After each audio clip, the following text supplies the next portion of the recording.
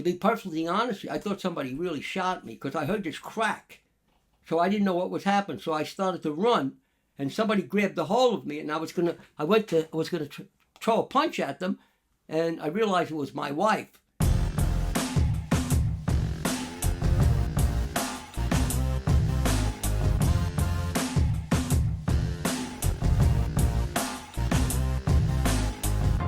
Okay, here we go. Finally getting this episode out from 2019, one of the last of 2019. Welcome back to the podcast. My name is Mike Perrine. This is the Everyday Detox Podcast. And on this episode, I went and paid a visit to my dear friend and colleague for 26 years now, Dr. Fred Bisci, at his home and home office in Staten Island, New York, where I'm from. That's where I met him 26 years ago. When I was 19 years old, I walked into his office as a client. And I've been a super fan of Dr. Bisci's work ever since. And he even used to have a show on Staten Island cable called, it was like one of those local cable access channels. And it was called Eat Your Way to Health. And I was so into it at like 19 and 20 years old, way before the internet and all that stuff. So we would watch mostly television. And my father would be like, he didn't understand why I would wake up early on the weekends to catch Eat Your Way to Health with Dr. Fred Bisci in Staten Island, because it was just nothing I was into the year before that. I was into like drinking and music and whatever, the video games. I don't know what I used to do, stupid shit. Not that any of that stuff is stupid. Obviously, I'm still into music and stuff like that. But what I mean was I was just burning time. I was burning time as a teenager. And all of a sudden, I found a deep sense of purpose when I started cleansing my body and caring more about the environment and animals and doing a lot of self-work. So part of my self-work was nutritional work and changing the entire chemistry of my body. And I did that with the assistance of Dr. Fred Bisci. I was going through, I wouldn't call it a hard time. I went through a hard time before I changed my lifestyle because I was polluting myself. But I was going through a time where an uneducated time, when I was just eating vegan, which was the most bizarre thing in the world in 1995 when I started doing it, right? Nobody was doing it. I mean, there were some people, but it was such a tiny little group of people. People would meet. There'd be like support groups and things where people would like meet in the back rooms of restaurants and at yoga studios. It wasn't like huge communities now where you can jump on the phone and there's all these people around and connecting people from all over. You used to have to work for it. Let me just say that. So it was a weird thing. And I was dropping weight. I dropped like 60 pounds in a 3 to 4 month period. I was detoxing hard. I was getting quote unquote sick a lot, and I didn't understand that process completely. I had just started learning. And Dr. Bisci was someone that I always remembered being a nutritionist that advocated a vegetarian vegan diet. So I made an appointment to go and see him. And the information that he shared with me just like lit up my world. I was just so impressed. I was so impressed primarily because the understanding of it was so contra to everything taught in school or everything that you would see on television. It was just such a different paradigm of existence into what was possible with the body, the way that the body healed. It was very exciting time for me. So going back to his home and doing this podcast, and I go to see him at maybe once a year, once every 2 years. I used to go a little bit more when I lived in New York. Now that I'm in Oregon, I have to make a special trip when I'm there, and I made this special trip, and it was really nice to sit with him. We went to some deep places on this one and some funny places. We talked about how he just missed becoming involved with the Mafia. He actually was a little bit involved with the Mafia, but he just missed making it part of his normal life back when he was younger. And he tells some interesting stories. He's told so many fascinating stories. The first podcast I ever did was with Dr. Bisci, podcast number 1. If you've not heard that one, we go deep into the life of someone that really thinks outside the box and went from a traditional life into fasting himself down to 88 pounds on water and having deep spiritual experiences and basically becoming the person that he is now. So if you want to take a deep dive on that, you can. We talk about, in this episode, we talk about how we talk about some of the concussions that he's had And he had a concussion from getting hit in the head with a baseball at a baseball game. And I thought this was funny. He didn't quite get my joke. But his first thought when he got hit in the head with the baseball, and I understand he was confused, but his first thought was that he thought someone shot him. And I thought, how Staten Island? Of course you thought someone shot you. He thought he got whacked at a baseball game. And I kind of like said that to him in the podcast, and I could tell he was like, no, what are you talking about? But anyway, I thought it was funny.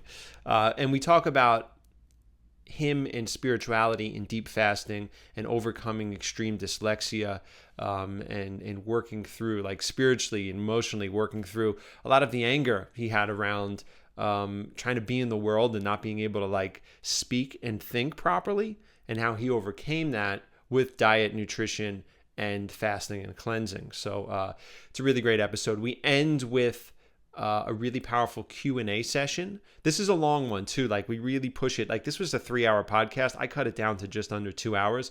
But we go into a really good deep Q&A session from everyone on Instagram. So people that ask questions, thank you so much. You asked really amazing questions. There was like 60, 70 questions, something like that. I don't remember exactly how many. We did like 4 of them or 5 of them, like, because, you know, it would just be way too long. But all the questions were amazing, so thank you for those. We start the podcast where he gives his very strong opinions on the keto diet. So I'm definitely going to clip that up and throw that on Instagram, because some very, very, very profound and intelligent observations on what people are doing with the keto diet. So before we jump in, I'm just going to do a little bit of business here. If you want to support this podcast, of course, please visit us at rootsandskyclothing.com. We have podcast t-shirts there. We also have t-shirts that celebrate plant-based living and natural living, like this t-shirt I'm wearing if you're watching this on YouTube, that says organic across the front. So if you support this lifestyle, if you support this podcast, please give us a visit there, and it will help us so much. Also, if you're in New York City, please visit us at Vitality New York City. That's vitalitynewyorkcity.com. Come and get some next level body work. I also have links in the description or in the show notes for the infrared wraps, for the back rollers. If you watch my Instagram stories, you know I'm always using this back roller. I'm holding it up here if you're watching this on YouTube. This is a great back roller called Chirp Wheel Plus, and I have a code below. So I only promote things that I use, by the way, guys. I think you understand that about me. And I've had a lot of back issues, and I'm just getting back into exercising. I kind of did a lot of traveling, and I fucked up. I goofed up, and I lost my fitness game. So anyway, I'm getting back into it, and to prevent a lot of the potential injuries that I get from having a weak back and having a spine that can slip in and out of alignment a lot of the time, I would use foam rollers. I do a lot of yoga stretches. They work great. Sometimes I'll take a trip to the chiropractor. But I don't know, something told me to get this one, and I did. And I really love it because it's much firmer. It has a little spinal canal in it, just like a little dip where your spine can sit, so the pads can push on the ribs and the muscles around the spine. And I get a lot of nice relief and opening and cracks from using this. And I haven't really had a lot of back and neck issues as I'm exercising again. So anyway, if you are interested, there's links in the show notes and down below in the descriptions, wherever you're watching this podcast. Anything else? Oh, I'm using TikTok now. You know, it's the next app. I don't know how long I'll be using TikTok for. I like to use it. It's fun. If you're a TikTok user, come check it out there. I'm going to be posting a lot of the smoothies and stuff that I also do on Insta Story, but I'm going to be doing different versions of them on TikTok. So if you use TikTok, I'm the same place everywhere, at Everyday Detox, TikTok, Instagram, Facebook, and that's it. I don't use the other ones. I'm not like a big fan of Twitter and stuff like that. It's just not a thing for me. Anyway, am I leaving anything out? I don't think so. This is a great episode. Let me not make this longer than it needs to be. Let's jump right in, guys. I really hope that you enjoy it. You know, the thing about the West Coast that I'm noticing is that people really prioritize food quality and plants. So when you drive past people's homes, it's just loaded with herb gardens and flowers and succulents, and like they really prioritize that type of thing. We're like here, where we're from, Staten Island, you know, they prioritize lawns, you know. Yeah, poison. Spraying poison everywhere. I remember watching all my neighbors, you know, all the time they'd they'd have like a little fence around their lawn, and then you'd see the white powder go down, and then you'd see them out there spraying stuff and ripping They dandelions. used to have a lot of fig trees down here. Now people are cutting them down. They don't realize. A guy I used to drive when I used to ride down to the beach. There was a guy had 4 or 5 fig trees on the property, and I stopped. And I said, "Can I buy some fig?" Take them. He said, "Take all you want." Are you kidding me? So I took them. Then I realized I went by, and all the fig trees were gone. What the heck happened? So I rang the bell. Oh, he died. He says, family sold the house. I said, what happened to the fig trees? Oh, is that what they were? I said, I cut them all down. Jesus. My father cut down. The guy said, is that what they were? I said, you don't know what figs are? Yeah, I think I do. He said, yeah, he described them. Everyone is so disconnected from food. It's amazing. At least here in New York, they seem to be. Maybe if you go up to Woodstock or something, there's some people in Brooklyn that grow some cool food in their front yards. But I mean, to cut down a fig tree, it's like a sin. My father cut down. And not only that, another guy did the same thing. The guy was my dog trainer. I used to go. He was living in an apartment, and the guy was another guy, had all kinds of fig trees. And then that guy, he sold a house, and the fig trees are gone. Somebody cut them down. All of them. Cut them down. It's one of the best fruits, too. I know. We had a mulberry tree in our backyard, and my father cut it down because it was making spots on the sidewalk. Yeah, so he valued the sidewalk more than did the mulberries. I used to eat a little bit of them, but I didn't know because I was a kid, like, how good they were. Yeah, and of course I didn't eat them when they were perfectly ripe because I didn't know. I didn't know how to do it. I wasn't making smoothies then. There's still a lot of mulberry trees around Staten Island growing in odd places, I saw them when I was riding the bike the other day. There's a path now. Now you can ride from Fort Wadsworth all the way out to Great Kills. They got a kind of path along the water there, and there were some mulberries, stains on the ground there. Yeah, there's a lot of wild food out here. Steve Brill, you know who he is? The wild man? Yeah, he's the guy that takes people up on the green belt there. Wild man Steve Brill. He takes people all over New York City and the surrounding areas for wild foraging a lot tours. of wild lettuce and stuff up here you could eat. I don't know would you eat any food from Staten Island? That's growing out in the open environment? Yeah. I'd wash it off well if I had to eat it, Yeah. For a lot of, all you got to do is come out of your house in the morning and look at your car, Oh, you mean because of all the pollution that settles down? There's a lot of fallout around here. So since we're here, thanks for having me over for a podcast today. A lot of fun. I always look forward to seeing you and do the podcast, just get the information out there. I always liked helping people. Feel bad sometimes there's so much information out there that could help people that they're not aware of, And then there's so much confusion in social media that there's an overabundance of information that's very confusing to a lot of people, But I mean, I imagine there was just as much confusion 25 years ago, 30 years ago. It was just in the bookstore. Yeah. Now it's in the palm of everybody's hand. Yeah, but a lot of people weren't willing to read a book. Now everybody just picks up their phone in 10 seconds. They could start researching something. In a couple hours, they could actually have access to a lot of information you could never get out of a library unless you spent a couple months there, When I walked in, you started talking about keto. I get more people call me up about a ketogenic diet, and I like to go right back to the beginning. And when I go back to the beginning, if the ketogenic diet, using body fat for fuel, is a backup system.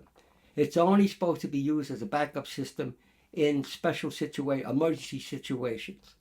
If somebody's a type 1 diabetic, it's a little bit different. I know people into ketogenic say that's a little bit different. And no, not really. It's not a little bit different. You're forcing your body to burn body fat as fuel instead of glucose because you're a type 1 diabetic. You have a medical condition. Hunter-gatherers, everybody uses that as an example. And even in some cases, they talk about the paleo diet. They always coming up with these analogies of just snapshots of the whole situation. They're not looking at the whole situation. So let's take a look at the whole situation. Are we meant to consume fat as a main source of our fuel? Only in emergency situations. Dietary fat, if you're eating a diet that's high in protein, high in fat, and you're not getting the sugars that your brain's primary fuel for your brain is glucose. The primary fuel for your cells is glucose. As long as you're producing enough insulin, and then the body's able to work out its own chemistry. But all these people are taking snapshots of particular situations. Let's look at what the body is designed to do optimally. How do we come to that conclusion? I'm not going by double-blind studies. A lot of double-blind studies, there definitely is not enough variables. Let's look at the bottom line. Every species of animal on Earth has a species-specific diet. And if you know what you're looking at, it's very, very obvious. If you look at a carnivore, you see that the amount of teeth he has more teeth than we have. He has canines. All his other teeth are meant strictly for tearing. They're not meant for grinding. They have a straight digestive system, not like the human beings, have 29, 30 feet of small intestines and large intestines. We have rings in our system. With the transit time of our food, because we're supposed to be eating a plant-based diet, is slower than a carnivore. A carnivore, they just swallow the meat in chunks, swallow it. They're very powerful digestive juices, break it down very quickly, and it moves it to the exit end of their body. The same thing with fat. We are not designed to consume, I'm not saying eat, to consume in an optimal chemistry a lot of fat. We are only meant to consume a certain amount of fat. The reason the ketogenic diet is really very similar in chemistry to the Atkins diet, only it's got a new suit on it. They put a different set of clothes on it. That's all they really did here. Now, what people are going to find out, and a lot of people are starting to find out, it's not going to work in the long run, because your body in its infinite wisdom, based on natural law and the chemistry of the human body, if you try to stay on that diet, why would you want to stay on a diet like that, a lifestyle like that anyway? If you eat a plant-based diet with lots of fruits and vegetables in it, and eat a moderate amount of the other foods, you're going to lose a tremendous amount of weight. You're going to get thin. And you're going to get thin in a healthy way and still be able to participate in eating the foods that you want. When you follow a ketogenic diet, you reach a point, it stops working. It's anybody that's ever tried it for a year, 2, 3, 4 years on a consistent basis. What happens? It stops working. Plus, you have uncontrollable cravings for sugars, because that's our primary fuel. I think probably what happens is people are coming off of eating everything, mac and cheese, pizza, but if they're told they're allowed to eat bacon, it's very it's going to stop a detoxification process. It's going to be very sensational. They're going to feel really full from it because you're eating lots of meat and fat. So I think that's why it got very popular. Here's one of the main factors that people are not really addressing. There's a major psychological component to hunger. 90% of the people do not eat strictly for healthy reasons. They want to try eating a little bit of healthy food. They're willing to eat a bit of a salad, maybe drink a juice. But the psychological component works through the hypothalamus gland and the floor of your brain. That controls your sex drive, your hunger drive. Once you get addicted to processed food, that craving for processed food is a substitute for your hunger drive. That's why people can't do this. They can't beat it. Nobody's explaining to them the psychological component. The psychological component for hunger is almost the same as the psychological component for drugs.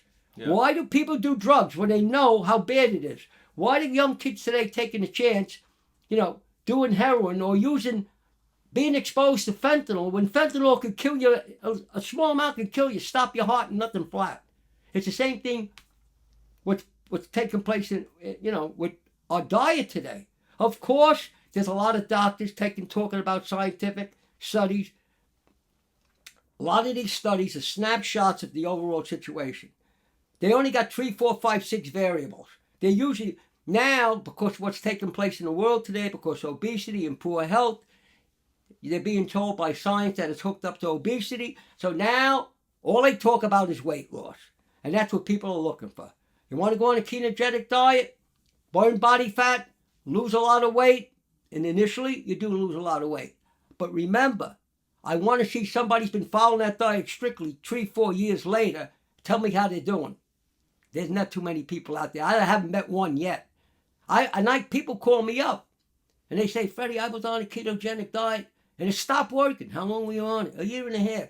What happened? I'm still doing it, but it stopped working. What, they start gaining weight again? Yeah, they start gaining weight again. Yeah. So what happens when they start gaining weight again, they have this tremendous craving and they start eating whatever. And when you see the colonoscopy footage of Dr. Shinya, right, when you see the high-fat, high-protein diets, it's disgusting. They're probably gaining weight from retained feces in their gut, too.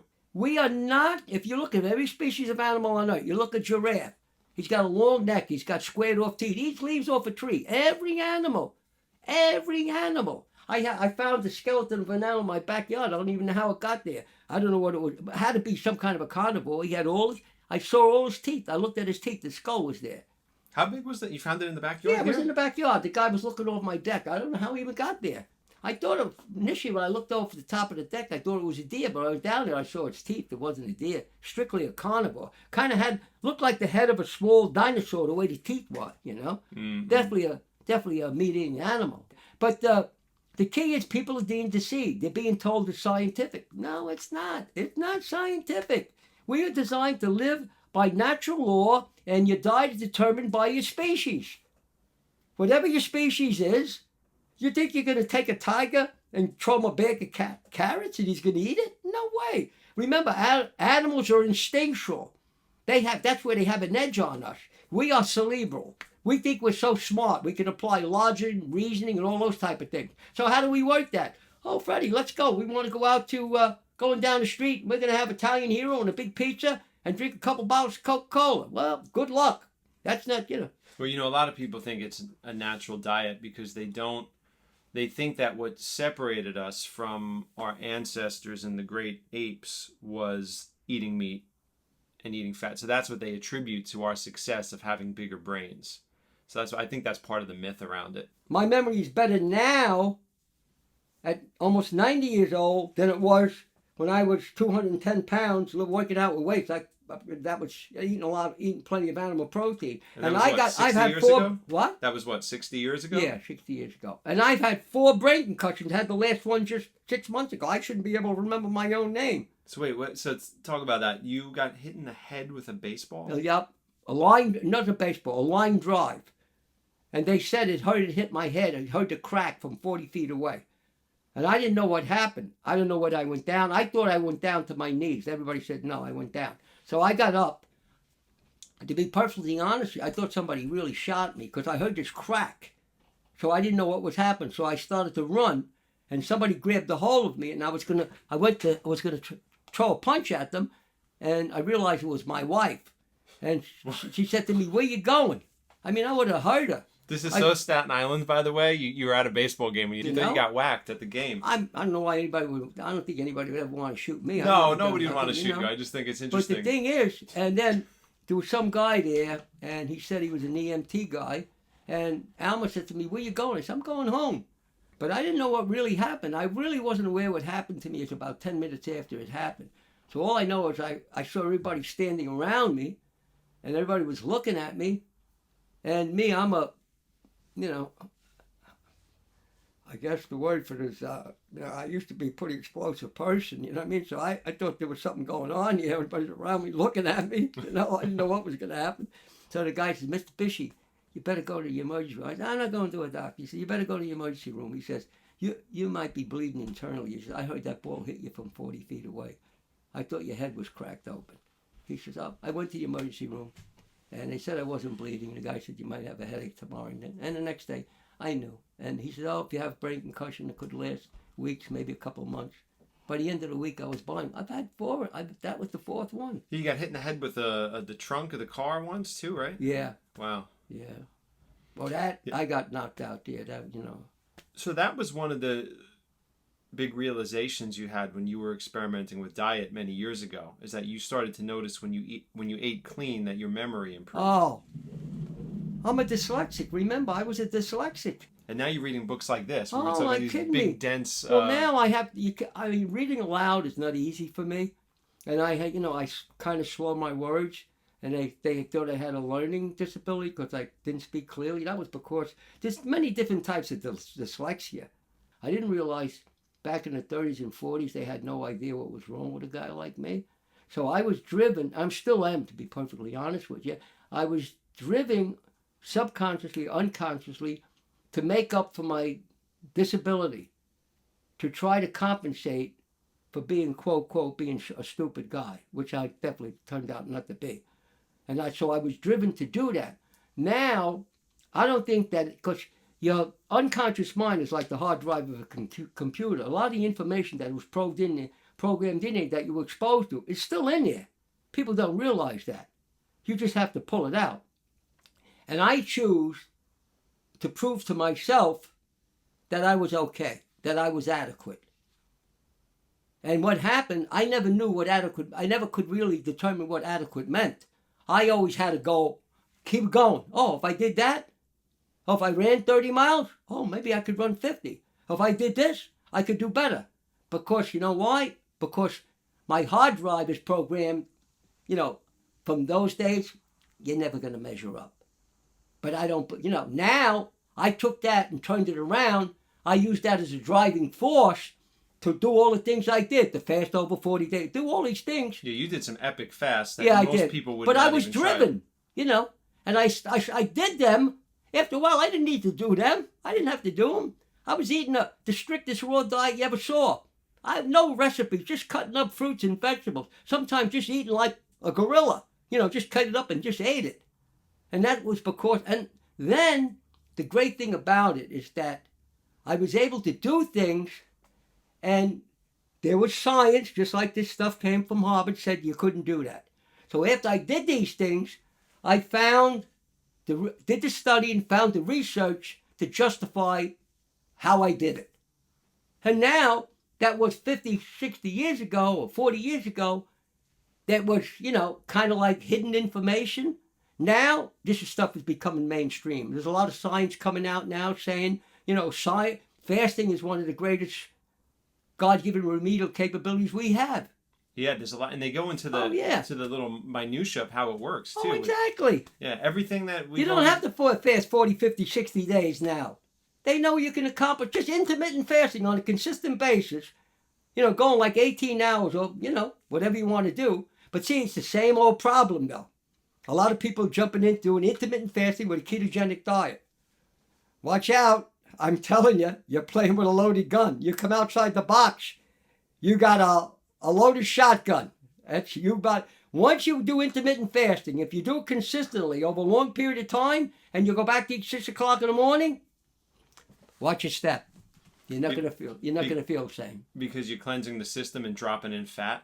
Right. No matter what you're doing, you're dropping back. Your body starts to accommodate the long overnight fast. You know what I'm saying? Once you start to do that, and if you're doing it right, automatically your body's going to start to adjust to the chemistry that you're creating. You'll start eating less food. So, but a lot of people now are using intermittent fasting so they can have say they have a 6-7 hour window. They're binging in there. They're eating all kinds of things to satisfy the psychological component of their hunger.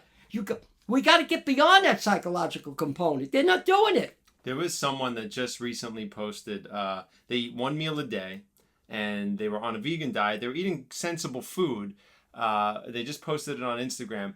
But the volume of food that they packed into this 1 hour period, and it was all mixed up, and it was like fruits and I just thought to myself, I said, this is someone that's never been consistent enough, or they're really new at this, and they've not overcome their food cravings, because they're not fasting because their body's balanced. They're starving all day, and then they're just like binging. They don't on all realize this food. what they do. Whoever that person is, I just hope and pray they stop doing that, because if you don't eat for 3 days, and then you overeat and binge on one meal, you're creating poison. You're overeating. Okay, so you want to fast 4 days after that to clean up the mess you're making, but that's in some respects, that's like there's almost the same psychology of being a bulimic or something like that, doing something and just regurgitating your food. You're not really chasing the right reality. What you're doing is you're chasing to support the psychological hunger or misdirection that comes from processed food, emotionally, psychologically. It's a major mistake. I'll tell you, I never, when I first got into all this stuff, I would, the food cravings I'd have. Now, I had great results because I was still eating, I went from garbage to quality, but it was a long time of consistency. And you always used to tell me, you'd say, just pray to God to have mastery over your food and mastery over it. And I was like, okay. I was like, that sounds nice, but I'm still hungry, But it took a while. Yeah, but you're creating that hunger. We create our hunger. Yeah. Well, I just had, you brought the figs. I didn't have a drop to eat today. I had no desire to eat. Zero. And do I sound like I'm out of energy? Do I look like I'm out of energy? Exactly. It took a lot of time for me, but then after years. I've been doing this for about 25 years. After about 10, food cravings dropped away. If I'm traveling and I can't find food, it's not even a You thing. go without. Yeah, just go without. But that took a long time to get to. Oh, I yeah. think, and people starting out, that just sounds, it sounds so unappealing to them because the massive hunger that most people have from living in this cycle of toxicity. It's a type of enslavement that we create, or has been created for us as infants. We don't realize that what's happening to us. I mean, I really can't believe it. And I'm just thankful to God. And a lot of people, I don't want to offend anybody, but I'm literally thankful to God. What I was taken out of, the way I was thinking, the way I was, and I had a good family. My mother made pretty good food. But what that took me out of, because it all started with my dyslexia, that I felt so inadequate and everything, what that took me out of, and I was trying to medicate myself with food. I got into weightlifting. I was well over 200 pounds. Was able to deadlift 620, lift up a lot of weight because I devised a way of training. What were you deadlifting? My best deadlift was 620 pounds. Wow. It's all written down. But see, again, I was, I kept trying to figure out ways to go beyond what I thought my limits were. I trained under worse conditions in a cold out garage. In order to deadlift more weight, I dug a hole in the garage floor. And I was just taking a tremendous amount of weight and just hold it. Tremendous amount of weight. So I could train my body just to get a feel what tremendous amount of weight felt like. Then I was able to use a rack that I created and take the weight at different positions. And of course, I knew how to maintain perfect form. That you could run a plumb line right down where the stretch part of the body was. The plumb line running right down here, right down through my hips, right down the way my legs were bent. Everything I ever did when I was lifting weights, I was fanatical about form because I was never satisfied with what I did. Never. I had a hard time being satisfied. But that was the driving factor to get me to, lift weights at that time without steroids and all this other stuff. The driving factor for me to do that. And don't forget, in the beginning, I really didn't know that much about the diet. I really didn't know. And I didn't have the right support because not so many people around me were doing it. I went out on my own to do all this. Nobody was supporting me. I was hanging with guys that were all tough guys, and who knows what was going to happen. They said, Fred, Bisci, what are you doing that for? I like lifting weights. I like, boxing, things like that. It's a waste of time. One guy says, what do you mean? What are you doing? Buy yourself a gun. What do you got to do that for? That's not for me. Well, because his mentality was you must be doing this to protect yourself. I don't know what they thought. They were more into, going out, and, being a tough guy, I guess, partying and, wearing a pinky ring, just combing your hair and all that type of stuff. And I'm not against anybody doing something like that, but I knew it wasn't for me. Plus, I was walking around, I was such an angry guy because I said, and I was angry at God, I was angry at everybody. I said, why do you do this to me? I never hurt anybody. So you felt like most of us do when I we felt have a like struggle. totally rejected. Like victimized or something, yeah. Why this happened to me? What did I do? And you had an invitation to work with the Mafia. Yes, I did. Because that they sensed that's what kind of guy you were. Well, yeah, because the guys thought I was one of them quiet guys that was potentially dangerous, yes. And I knew that for me it wasn't really good because I was so angry. It wasn't good, I mean, it wasn't a good way to be, It really wasn't. You had that boxing coach, right? And yeah. he influenced you, right? Yeah, he really did. And I got angry at him, too. Oh, yeah? Yeah, I'm sure he did. He said, he was a great guy. And I was in the Navy down in Corpus Christi, Texas. I was on a boxing team, and I didn't really talk to anybody. I didn't really talk to too many of the guys on the team. I was okay. And then he says, Freddie, I got to talk to you. He says, something wrong. Once he said there was something wrong with you, I got very angry with him because I felt there was something wrong with it. He was talking about something else. He was trying to tell me, this is a sport, you're not supposed to try to kill a guy.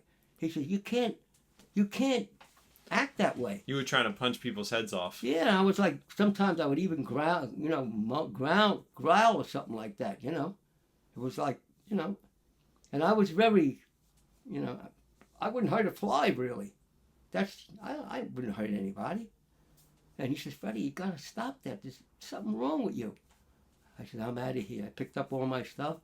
He said, where you going? I said, I'm going back to the barracks. I said, don't come looking for me. I don't want to see you no more. You know, and about 3-4 days later, he come and it was in the morning, and I was in the crash crew at the time. He shook my rack, and he woke me up. He said, I got to talk to you. I said, I got nothing to say to you. He said, let me talk to you. I'll never forget the guy. He was a great guy. He was a black guy. He was probably had more, in short experience I had with him, I probably had the greatest influence on me than anybody ever had. And was he military as well? Yes, he was. He was, yeah. He was a chief petty officer in the Navy. Uh-huh. But he was a born-again Christian. And Uh-huh. he was trying to tell me that, you know, you can't go walk through life this way. And he says to me that, you know, maybe God could help you if you surrender your life to God, that he can change you. Well, that's what happened. But it took place later. But I always remembered that conversation with him. And then, you know, I made a big mistake. I told him to stay away from me. Don't contact me no more, you know. So you didn't have a friendship with him? No. But he influenced you? Well, after that, I got transferred. I went aboard ship. I got transferred aboard the aircraft carrier, the Hornet. So that's interesting, because the way that we've talked about him in the past, I had the impression that he was some type of friend to you, or you worked with him for a long time, but just those couple of contacts you had with him. There was another guy that worked with me a long time. You're talking about Dr. Roland Shoemaker. No, I thought this boxing coach. It just made it sound like because it had touched you so deeply. Well, he did touch me real deeply, you know what I mean? Yeah. He did come to see me a couple times. He did keep coming back, you know. You know, I feel very bad that I wasn't really wasn't that nice to him, you know. Well, I think he probably understood. He seemed very evolved. A lot more than I did. Yeah. I'll tell you that. He seemed very evolved. I mean, but that's why it's really important. Like, I always try to remember, like, and I'll say things to kids too. Like, if I see something or I want to tell them like how talented they are, how bright they are, I'll make sure I say it, because those little things stick with people. Oh, yeah. I remember Oprah had a story once, too, about some woman that walked up to her as a child and told her how wonderful she was and how beautiful she was. Yeah, I remember and that. Yeah, and she's like, no one had ever said that to me before, and it just touched her, and she remembers it to this day. So those little events are super important. I try to do that myself now. I speak to a lot of people. It really doesn't have anything to do with nutrition. They're just looking to somebody to listen to them. They can't find somebody to listen to them. So I listen to them. I try to encourage them.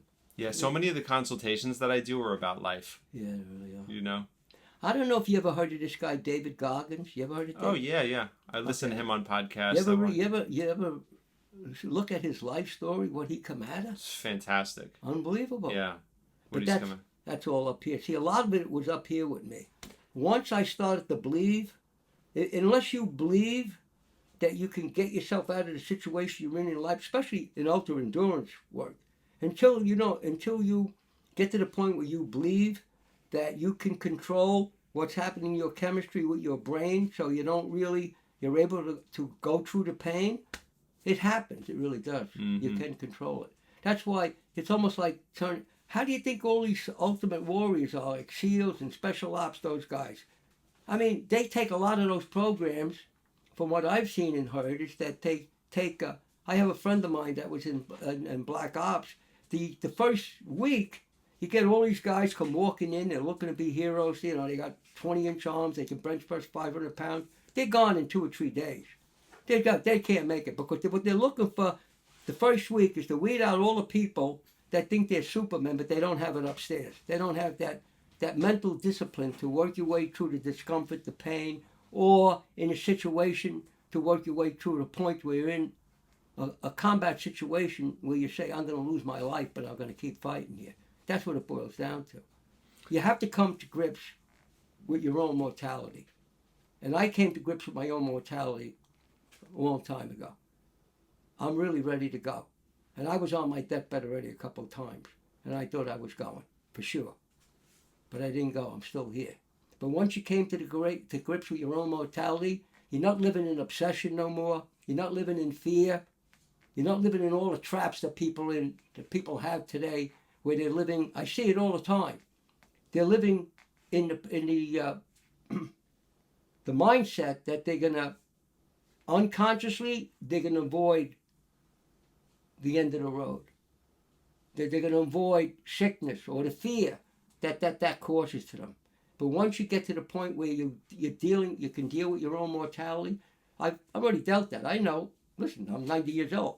And you're I'm talking, ready. I'm ready to go. You're talking about being ready to go just because you're so grounded in your spiritual beliefs. No, you could come to that conclusion even if you're not. Right. A lot of these guys that are ultimate warriors, I'm not saying that they're born again Christians. They're saying, I got to accept the fact I'm going into a situation that I might not come out of. I'm going into this situation accepting the fact that I'm not coming out of it. This way I can give it my best shot. But if you're going into a situation like that, you're trying to protect yourself, and of course you got to protect yourself. You go into it fearfully, you're probably not going to do your job, and you're probably going to get killed. But if you go into it in a fearless way, would you rather go into combat with a guy that's absolutely crazy and fearless, he's not afraid, or some guy he's afraid you're going in? Me, I'd rather go into it another crazy guy, another guy that's whatever happens, happens. That's the way I feel now. Whatever happens, happens. But I also realize I have a responsibility that if I say I'm a Christian, I have a responsibility to act and think like one. A lot of people talk about Christianity. All you got to do is watch them. They're cheating. They're lying. A lot of times they're cursing up a storm. To me, right away I know that there's a whole thing about how the Spirit works in you. Now, it's not an intellectual thing. If you look at it intellectually, it doesn't make any sense. No, intellectually, there's no credibility there. By faith, if you look at by faith, when you tell God, show me and I'll believe you, he shows you nothing. You'll never get it. You're only going to get the intellectual part. If you say, okay, I give up, I surrender, I hit the bottom. That's what happens to a lot of people who get into the 12-step program. They hit the bottom. And they surrender. They give up what they got.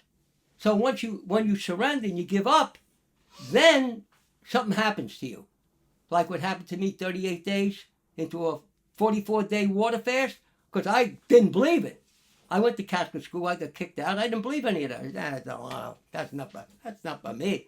But then I remember what that guy said, what he said to me, and other people too. Other people recognized that there was a need in me that I was searching for that I was never going to find in physical performance. I was never going to find in eating food. It had to come from me in the spiritual realm. That's what came to me. It's my first priority. It's very easy for me to stay on a raw diet. It's a piece of cake. I have no problem. Easy. Take me out into the desert, I'm staying on my diet. But my first need for me was spiritual, to make me feel whole. I never felt whole. I was a fractured person. And I see it all around me all the time. I see people that are fractured. Intellectually, they're trying to solve all their problems intellectually. There is no resolution. How can you... Listen, how all this came about, whether you believe in God or not, there is an architect of what took place here. You look at the human eye, you hold a newborn baby, the miracle of conception. Just look at it. You got to say there is some kind of a creative design. Once you look at that and you then, if you think you're smart enough, man with their peanut-sized brain to evaluate the infinite mind of the creative force that created this, I'll call God, it's infinite. You'll never get to the end. I realize no matter how I live, I'm never going to get to the end. But now at 90 years old, or in a couple of months, I'm learning every day. Because as the consciousness opens up, you're able to absorb more. When you have a very closed consciousness, you're very limited because you think you're so smart.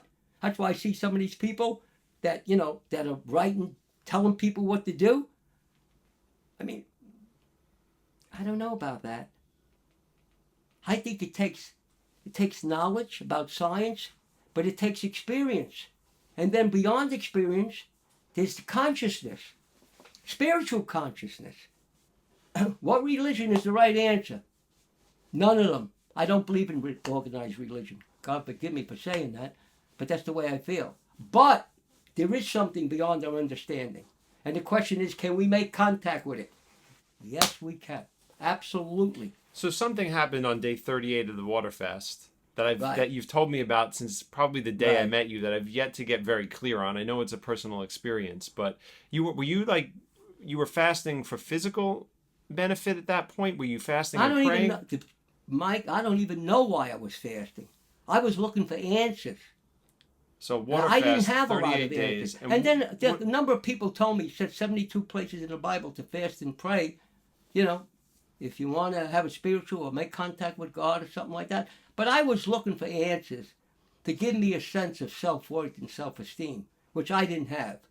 Now, you would never know by looking at me.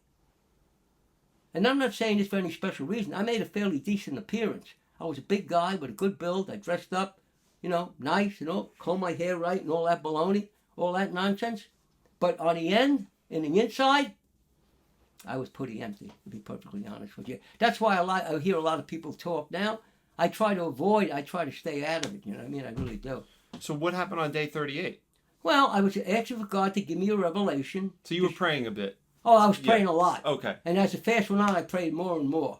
Then as I started to pray, I knew something dramatic was happening. Absolutely amazing what was happening to me. So like 38 days into the water fast, and when you do a long-time water fast, and especially I had done fasting before that, and I was eating a clean diet. So what happens, after a while, you get to the point, you don't sleep. If you sleep an hour, it's a lot. I don't sleep a lot now. One of my major issues, I don't know if it's a problem or not, I don't sleep. I go to bed, I wake up 2, 3 o'clock in the morning, I'm wide awake. How many hours a night do you sleep? It all depends. Last night I slept about 6 hours, but most of the times it's a lot less than that. Mm-hmm. It depends upon what I ate. If I didn't eat much, there's a lot less to work out. So what happened? 2 o'clock, I was wide awake. I mean, I was wide awake. Extremely wide awake.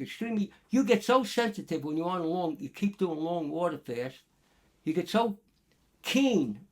It's like you could actually, I mean, if a bird starts singing half a mile away, you're probably going to hear him. You're so keen what's happening around you. Sharpened senses. Yeah, extremely sharpened senses. Extremely. So what happened, I don't want to be too explicit, but I was praying. I was down on my knees, actually. And I was waiting for, asking God what he was going to do. Well, he did it. All of a sudden, everything changed. I knew something changed me from that moment on. There was a dramatic change took place in me. I knew I was a different person. I had a tremendous feeling of acknowledgement. It was just an amazing thing. I don't even want to go into that because I'll probably get emotional, but it was an amazing. I won't go into all of it. Well, you don't have to. Obviously, it's personal, no, but don't worry about being emotional. I'm going emotional. way beyond what I intended to go on here, but a lot of people know that about me. So this is like those moments where, Malcolm X was a big influence in my life, and this is like those moments where, like, all of a sudden, you're just there's almost like this union with, whatever your spiritual idea is, and then you're just changed forever. Well, I felt my connection with the divine was and it wasn't, a lot of people say it might have been his imagination or it was some form of a hallucination. No. There was a certain peace and calmness that came over me that I never had. Certain revelation came to me. I knew that everything was always going to be all right no matter what happened. That's the way I feel now, no matter what happens. Everything's going to be all right. I'm not worried. I have no concern. But I have a lot of people around me that, don't really know who I am, and they're counting on me to do things. My family's expecting a lot from me. Then I get involved with people that have no idea what I'm talking about. And it makes me a little uneasy because you're not supposed to be unequally yoked with people. It makes you aware of that through the spiritual realm, that when you're unequally yoked with somebody, there's going to be conflict. Fred, because I used your phone as one of the cameras because I forgot one of mine, I totally maxed out your phone, so there's no more storage for video. So I'm gonna swing this camera around to be on both of us. So we'll take like a 2-minute break and we'll do that. Yeah. We have a quick camera change for people watching on YouTube. We took a mini break and we're back, and we were just talking about how Dr. Bisci was like inches away from being in the Mafia. That story came up again. What was going on back then? Well, I was only a kid. I was a big kid, and a guy, I grew up during the Depression, And we certainly didn't have a lot of money, for sure. I never had any money in my pocket, and I couldn't go ask my father for money. And a guy asked me if I wanted to make a few dollars, and he wanted me and 2 other guys to, I don't know whether there had been a fire or what happened, but they had this corn kernels piled up on a dock, and they wanted us just to shovel it in these pickup trucks, not pickup trucks, dump trucks that they had used for hauling concrete. I don't know what they were doing. Then they would take it to the pig farms in New Jersey. They were wheeler dealers. They were stealing it, and they were going to take it to. So something happened, and all this corn just fell out of its case or whatever. No, I think they took it off a ship or something. I don't really know how it got there. I never even bothered to ask. And they were selling it to farmers in Jersey. Pig farmers in New Jersey. But they weren't the that wasn't their corn. No, it wasn't their corn at all. So he said to me, "You want to do this?" He says, "All right, I'll do it." He says, "I'll come tonight. We're going to bring coal shovels. You know the big coal shovels?" Yeah. He said, "You just shovel it up into the truck, into the trucks as fast as you can." Me and 2 other kids. We were only kids, but we were all big at the time, big guys at the time. So I said to him, "What about the guards on the pier?" "Don't worry about the guards on the pier. You got nothing to worry about." They got paid. They got paid. And corn, hopefully. Right. So no, they got paid. Nah, no. So we shoveled that stuff into the trucks, and we got it done real fast. We did it real fast. I forget, we had it done by 3:00 in the morning. With nothing flat, sooner than that. So he gave me $5. "Yeah, Freddie, I like the way you did that." And he says, "You want to make some serious money?" All right. I said, "I don't have to hurt anybody, do I?" No, you're not going to hurt anybody. He said, "Can you drive a truck?" I said, "Yes, I can drive a truck." So he said, "Okay, what we're going to do, we're going to take it down to the pier. I want you to walk in to he told me what pier to go to. He says, "I'm going to give you a bill of lading, a piece of paper. You hand it to the guy. He's going to point to a truck. He says, take it down to South Beach." He told me where to take it. Park the truck, leave the engine running, and just walk away. I said, "All right. Okay, how much money?" "Don't worry about it. It's going to be a lot of money." Okay. Then I went home. I started to think about it. Yeah, so wait. Let me just recap this in my mind. He wants you to drive a truck next to something, get out of it, and just leave. Just leave it there. Uh-huh. Well, there was people waiting for it. Right. And they were going to unload it.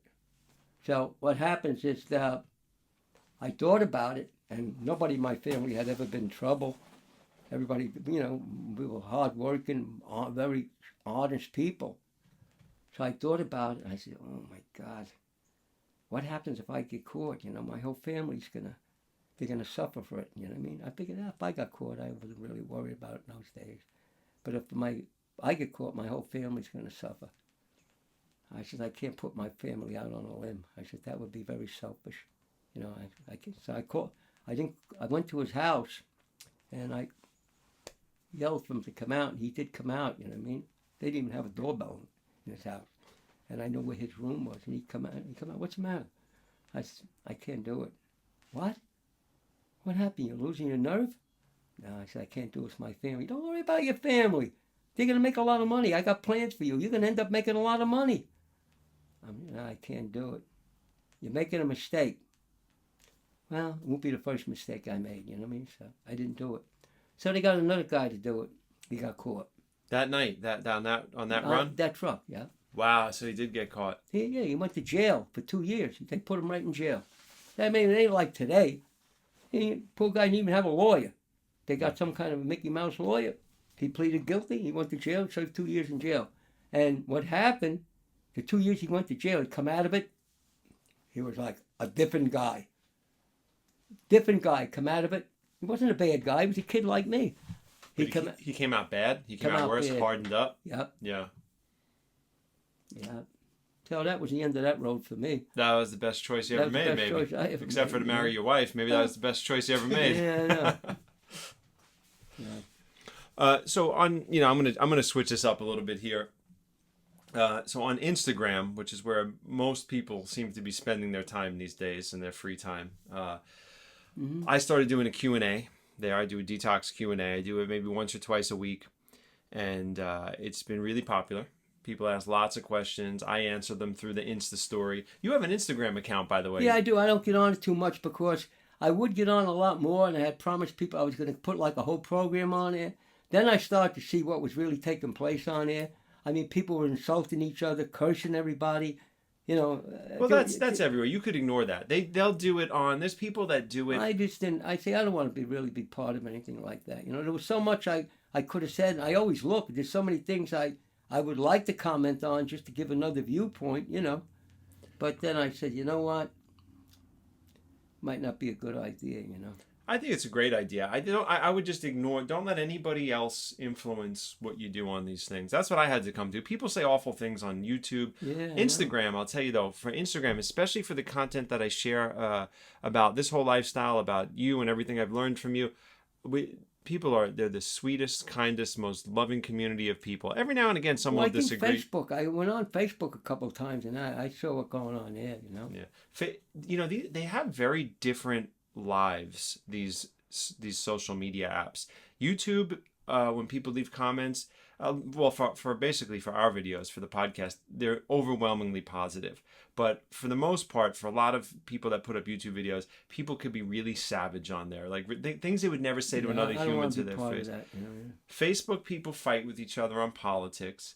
But Instagram... Yeah, it seems to be pretty good. Well, I'm going to try more. I'm going to put out just positive things, you know what I mean? Yeah, Instagram seems to be very positive. I think you'll like the experience on Instagram. Right. Yeah. Yeah, well, there's a lot of it I don't understand, where people want to be your follower. You know, if they want to follow you or they want to speak to you, and I check out who they are, and I see some young girl, that I don't...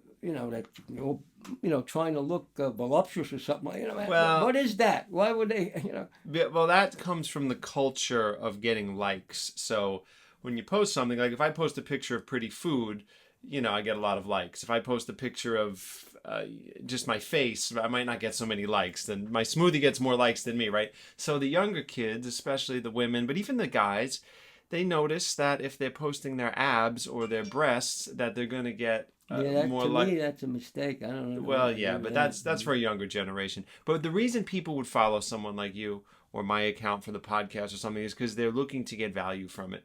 So what's happening in the more mature world is that people are either looking for diet nutrition advice, they're looking for motivation and personal development, they're looking for travel pictures. People that travel the world and take beautiful pictures, everybody wants to see them. Yeah.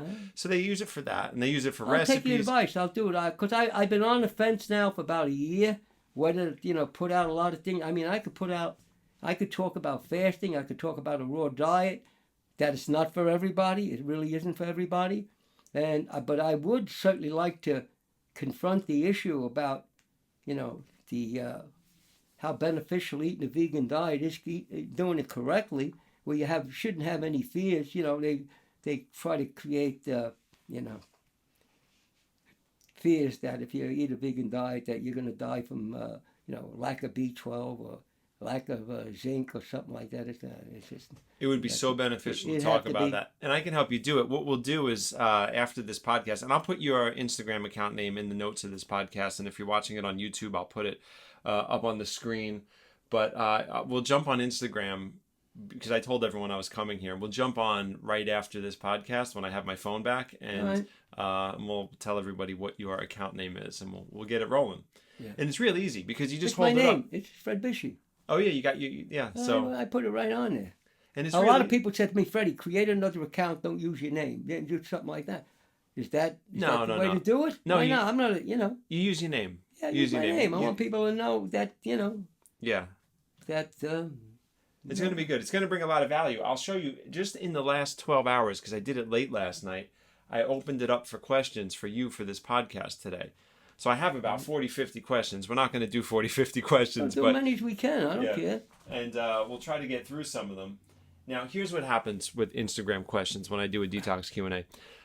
Some people ask really questions that are just golden, and they allow me to kind of use it as a place to jump off of, and I could, I could talk about something at length. A lot of people ask questions that are almost truly unanswerable because they'll say, it'll be like, when I eat watermelon on a Tuesday, I get this, but not on a Wednesday, and you've never seen them. You don't have a health history, so it's so there's going to be some questions like that. I'm going to try to filter them out right now, but... you got to tell people there's many variables that cannot be factored into the equation. There's trillions of variables in the human thinking process. And our thinking has such an influence on our chemistry. People just don't realize what epigenetic expression from your thinking, your spiritual beliefs can have on you. It's amazing. I've seen those people that eat like a saint and they still can't get results because their mind is just so negative and so like... Oh, that's the worst. You're better off you didn't eat such a good diet and you had a simplicity of thinking that was like happiness. Happiness. Yeah. I have friends. I have friends that like pollute themselves. Like they drink, they eat meat, they eat whatever they want. They big round belly. But mentally, they're so much healthier than some of my friends that obsess over food. And I'm just like... Well, that's what... Yeah, but there's a lot of people have emotional, psychological issues. That's what brings them into food. They think they're going to find the answer in food. Sometimes they might find some of the answer, but they're not going to find the whole answer. Mm-hmm. There are no panaceas on this. There are none. No. Well, let's jump into some of these questions right now. I just lost that one. Let's go. We'll start with I'm going to start with an easy one. What's the hype with coffee enemas? So I guess they want to know what is the I guess a lot of people are talking about coffee enemas right now, and they want to know what the value is. I think the coffee enemas, they've been around for a long time, but really started to get popular because Dr. Max Gerson recommended coffee enemas, and they found that a lot of people that went to the Gerson Institute, were drinking 13 glasses of juice a day. And, there was not to get off the track a little bit, there was a woman using the Gerson program, I think it was up in Minnesota. And we had a mutual friend that went up there, and they told him to drink 13 glasses of juice a day. And they told him he could get up in the middle of the night and eat and everything. Part of the reasons why they had such heroic detoxes is that they were drinking 13 glasses of juice a day, and they were eating numerous meals throughout the day, or eating whenever they were hungry, and then they would have detox symptoms, and would get into a lot of discomfort. So they tried doing coffee enemas, and you take a coffee enema, it dilates the portal vein, the liver bile starts to flow, and hopefully it pulls some of the endotoxins out of your liver, so you get temporary relief. When somebody's in serious pain, you give them a coffee enema and you put a castor oil pack on the abdominal area, you get relief of the pain. But again, this is going back to what I always say. You don't want to treat something without alleviating the cause of the problem. So if you're drinking 13 glasses of juice a day, and nobody really needs 13 glasses of juice a day. Why were they doing that? To curb appetite? Did they think they were going to ultra-alkalize somebody? I really can't speak to Max Gerson or his daughter, and neither one of them are here. But I think they thought that the more vitamins and minerals you have, the better situation you have to handle the problem. It's just not the case. Not just not the case at all. I don't know how anybody could drink 13 glasses of juice. You could. You definitely could. And I've done juice fasts, but I never had the desire to go beyond 4 or 5 juices in a day, going on a long period of juices, And maybe they had small cups. Huh? Maybe they had small cups. I don't know. It's a lot of juice. Maybe small cups. I mean, 16 ounces of juice. So you did that 13 times a day. That's quite a bit of juice. If you eat, I think you got some in the middle of the night. I'm not sure there, but the guy that told me that went to, it didn't work for him, by the way. It didn't work for him. And what happened is that, and I'm not saying it don't work. I look at everything based on what you leave out. You can eat the bark off a tree, if I'm concerned. And if you're leaving out cake, candy, soda, rice, cream, all processed food and everything, whatever you're eating, if it's clean, you're going to have an improvement. That's why all these diets that are around now, they're working. They're working because of what you're not doing. You stop smoking crack, you're going to get rid of your addiction. Don't mean it's the answer to all your problems. But if you eat clean, it all begins when you leave out the processed food. You leave out all the processed food. A lot of people eating very, very healthy, they say, wow, am I doing good now? I had 2 juices today. I had a salad. And, then they go out that night and they have they eat, they go to a restaurant and they have a martini and they have eat all the food that's on there, and they have for dessert, they have one of them Jersey cheesecakes or something like that. Okay, so what does that do? That's like me telling you that I'm trying to detox from something by using what seems like an antidote, but I'm not stopping what I'm doing. Mm-hmm. How well is that going to work? Not going to work. Remember, there's a major psychological component to hunger and all our habits, whatever we do, that we're addicted to. That's a classic pattern. People are like, oh, I had a bad night last night, so I juiced a lot the next day, Yeah, and then they yeah. come in for a colonic. I call it disaster management. Yeah. And I say, well, the juice isn't going to hurt you, and the colonic's not going to hurt you, but if you want results, you're going to have to address this thing. So now let's get back to the coffee enema. Do you think that there's any value in the coffee?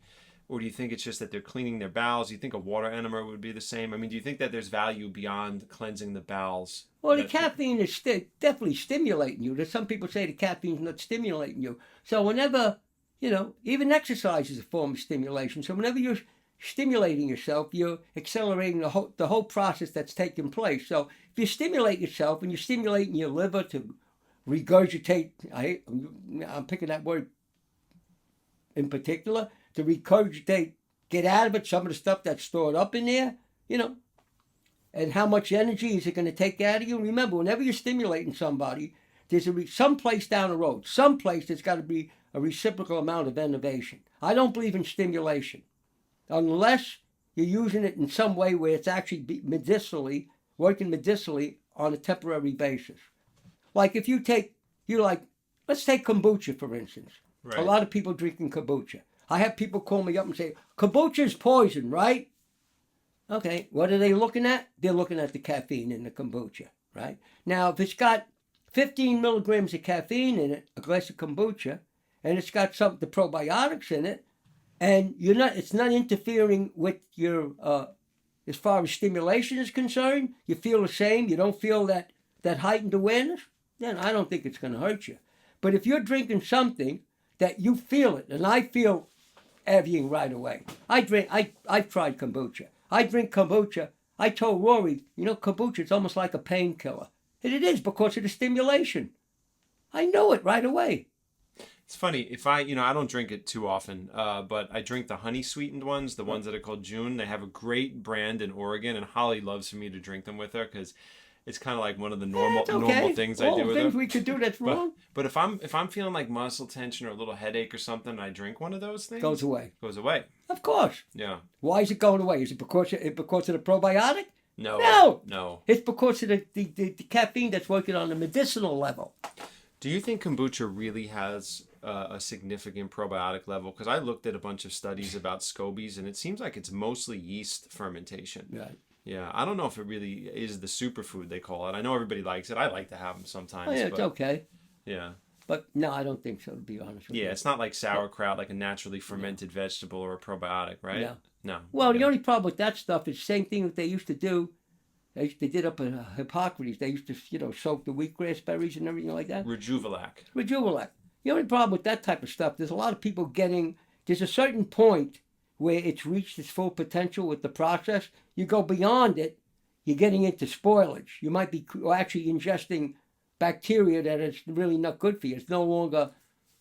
Rejuvelac always tasted absolutely disgusting to me. Yeah, and I could tell, and you never know what's on it. You don't know if it's sitting around, what kind of yeasts are on it, and what you're actually growing. No, that wasn't for me. I never had a good experience with that. Yeah, me either. No. But fermented vegetables, as you know, I wrote a book on it. I'm like super into it. I'll give a jar of that to my uncle on Christmas, and he's telling me the next day he's already shitting better just from like one dose of that. Yeah. But again, if you don't know what you're doing when you make it, you let it ferment too long to the point where it crosses from being a positive, could cross into being a negative. That spoils. I buy raw fermented vegetables in the health food store, open it up, it's green molded, it's rotten. Yeah, well, it'll let you know when it's molded. I looked at the studies on they've done a lot of research into fermented vegetables, and it can go a long time. It develops into different areas of probiotics based on how long it's been there. So, and it has a lot to do with flavor too. So the real enthusiasts, they don't like to eat it in the first 10 to 14 days. I do. I think it tastes great, but they don't like to eat it there because the type of bacteria that initially starts to change the environment and break down the carbohydrates in there. It's one of the younger ones, young meaning the early ones that takes place. And it's pretty much done after 12 to 14 days. But if you let it go like 20, 24 and longer, it's a whole different group of bacteria that takes over. And they have different flavor profiles. So, but there is a point where it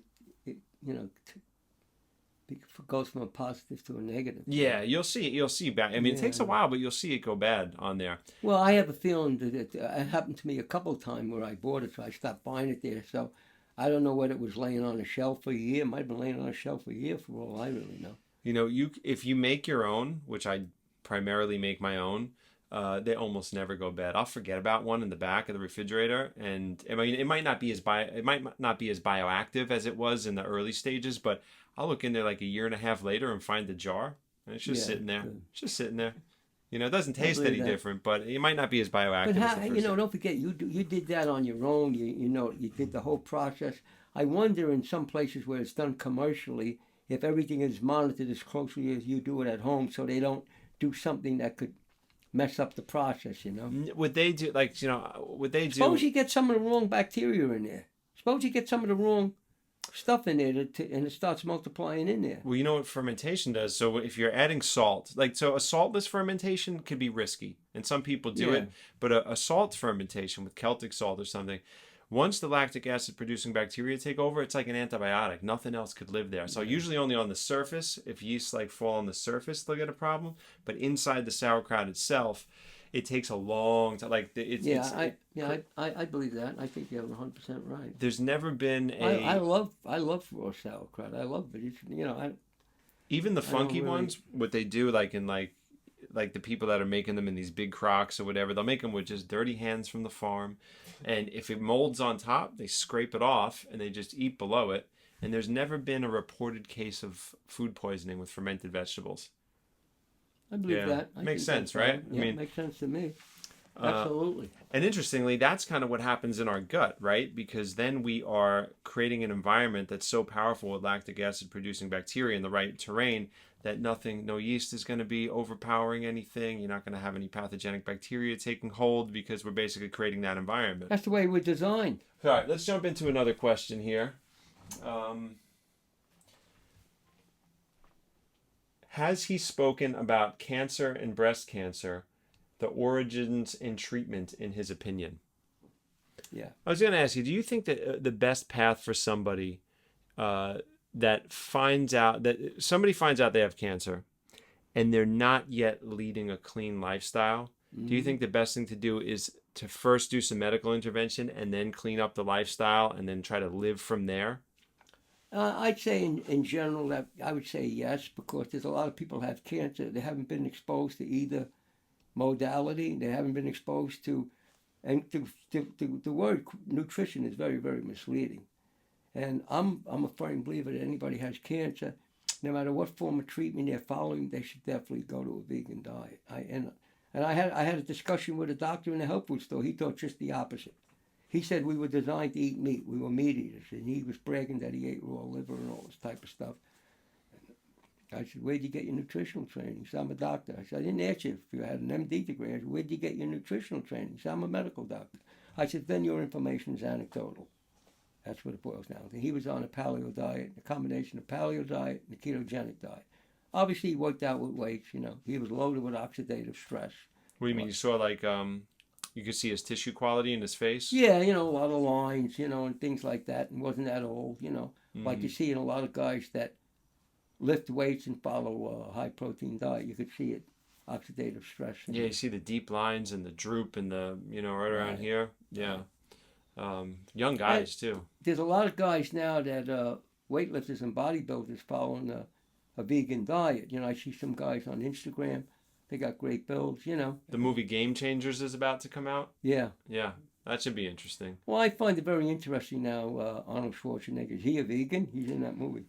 I don't know if he's a vegan. He's probably, he met up with some vegan chefs that I know. So, he's probably, I think maybe he is vegan right now or eating plant-based. I'm not 100% sure. I do remember him being on Oprah back in, I don't know, late 80s or early 90s or something.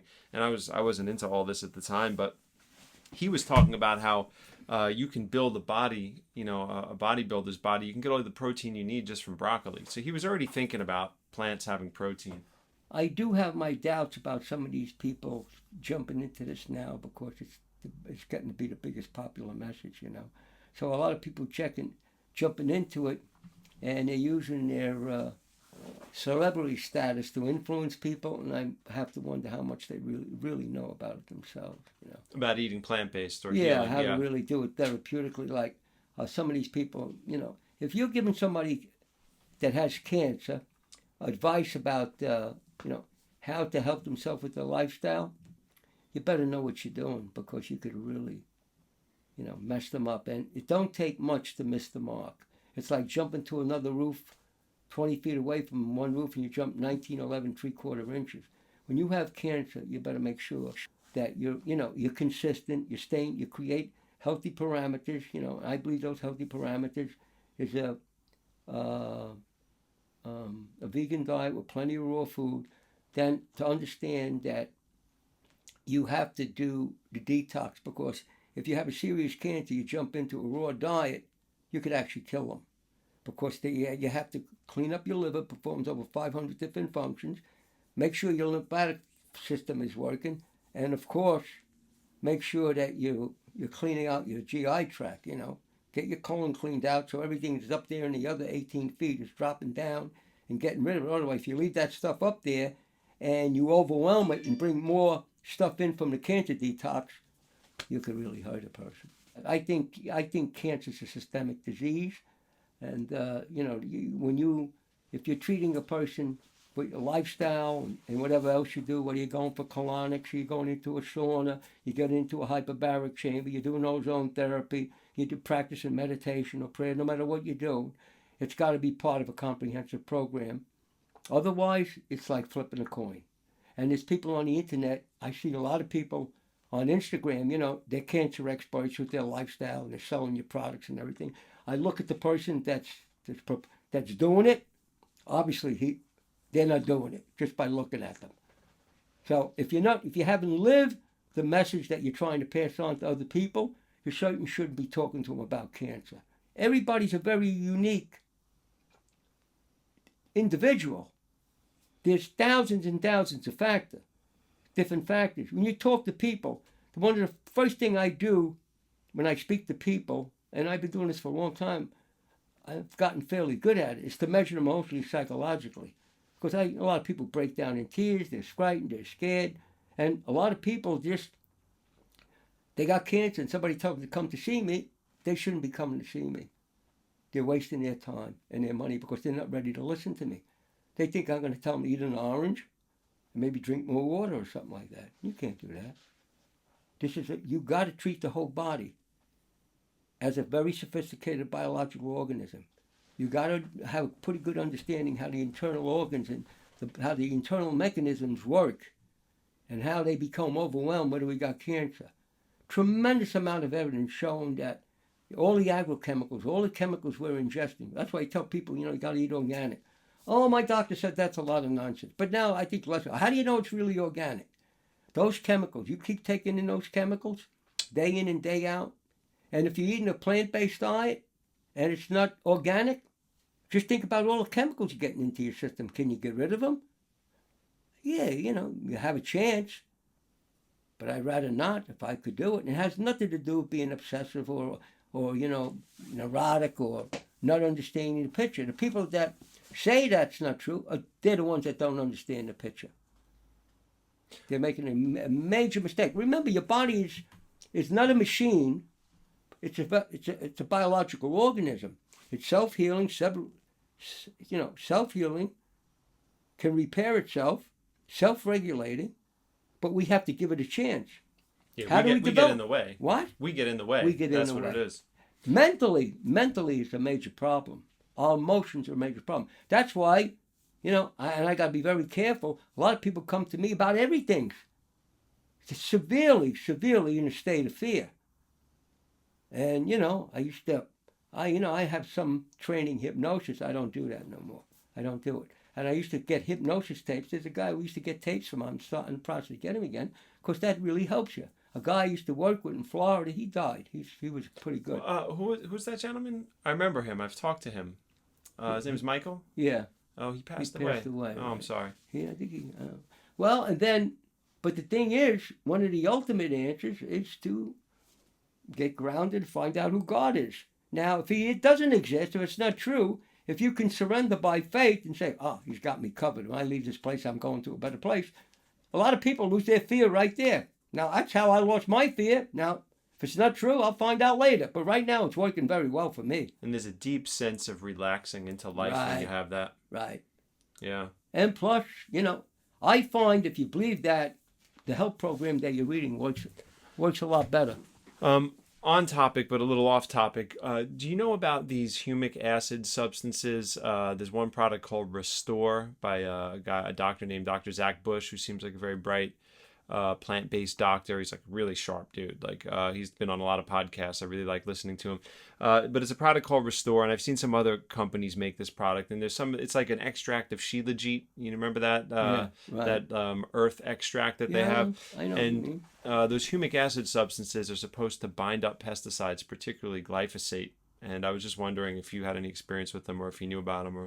I know about them, but I haven't had any experience where I ever used that. Never really see it work. So I don't doubt it, though, because it makes a lot of sense to me scientifically. And the way I look at things like that, if you're in a position where you need some help and it's not going to hurt you, by all means. A lot of people call me up and ask me about things. I say, what is it? And if I haven't experienced it, I say, what's it made out of?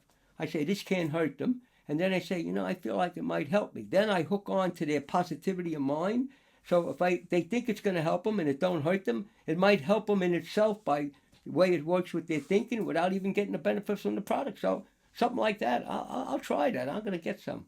Called Restore, right? I never tried it, though. I'm curious. I have a client who her son was having all of these digestive issues, and he would always say it felt like there was it was hot, it was fire in his stomach. He didn't want to eat any warm food. All he wanted to eat was cucumbers. He had an endoscopy, went to all these GI doctors, right? I got a call like that this morning, just like that. They wanted to give him acid blockers, but so she knows better. So Did you hear Marcus? No, I didn't listen in on that, but he just said that. But she gave him acid block. They wanted to give him acid blockers. She knew better. She didn't want to do that, and so she brought him to a nutritionist, and he gave the kid some of the Restore product, and he just takes a little shot of it. Within the first dose, all the pain was gone. Totally fine now. Just one dose of Restore, the humic acid substance, and they didn't I heard find about anything. humic acid. There's other people who were putting out humic acid process. Yeah. Products, you know what I mean? I remember when I was in Australia, when I first been exposed to the mold, I definitely had probably double pneumonia. I had pneumonia. And here I was talking about health in front of people, and I couldn't stop coughing. I had this relentless cough.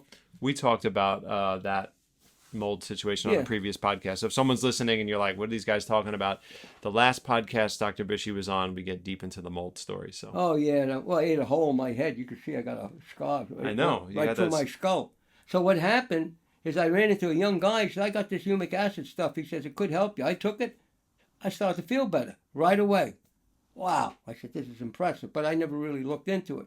But I'm going to try that. You know what I mean? Yeah. And Restore is the product. I looked at the ingredients. It looks pretty pure. It looks I just got to Google Restore and I get it and I got it, right? It brings up something else. Google Restore and then his name. We'll do it before I leave. Okay. Just so you make sure you have the right thing. Yeah, no, I'm all for things like that. You kidding me? Wow. No.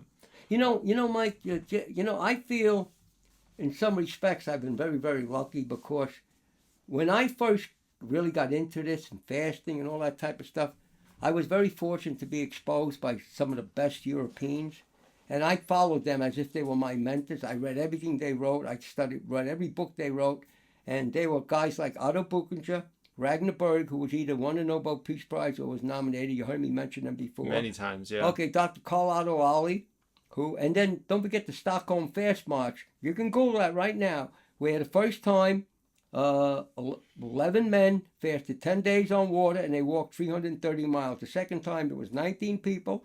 There might have been some women, and they walked and they did 330 miles. Then Dick Gregory at one time, he was a political activist, fasted 57 days. He walked and ran 100 miles.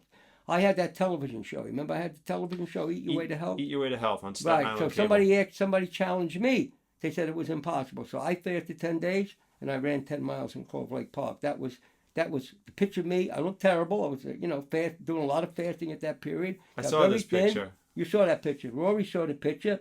And, some guy who was a friend of mine thought he was helping us.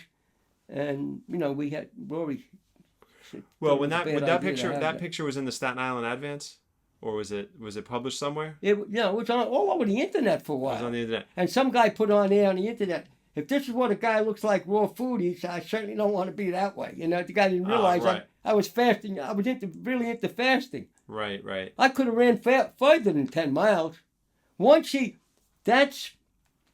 If you're an experienced faster, what happens? It usually, you know what the keto flu is? When somebody switches to a ketogenic diet, you feel like you got the flu. You're not good. You know, no matter you change your dietary lifestyle for good or for bad, you're always going to have some kind of a symptom. Right. Something's always going to, no matter which direction you're going. So you go to the keto flu. So people think that's a form of detox. Normally, it's because it takes maybe a week or two. But same thing with the Atkins diet. It took a couple of weeks where you start to burn body fat as a primary fuel. If you ever got there. A lot of people never get there. They never get to it. So what happens, but once you're a faster and you've done a lot of long-term fasting and you go into a short fast, you don't even have to fast 10 days.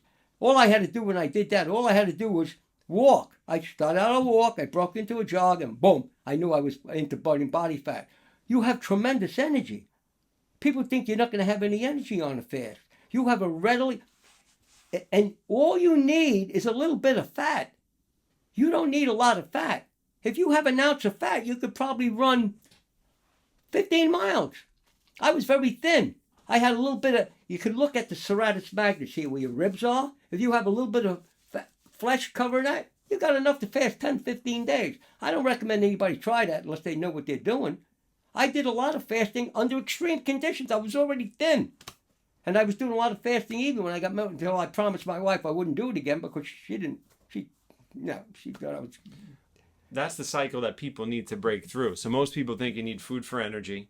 No. Right? They need their coffee in the morning or they need a meal or they get all that's not energy. Angry. That's not energy through the Krebs cycle. That's stimulation through the adrenal glands.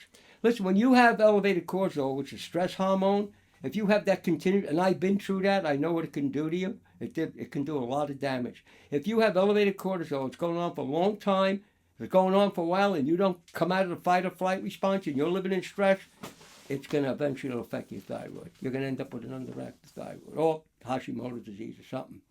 Don't forget, your thyroid and your adrenal glands are brothers and sisters. They're not twins, but they're brother and sister for sure. They're you can stress both of them. But when you come out on that other side of it, then all of a sudden you're more efficient and have more energy on less food.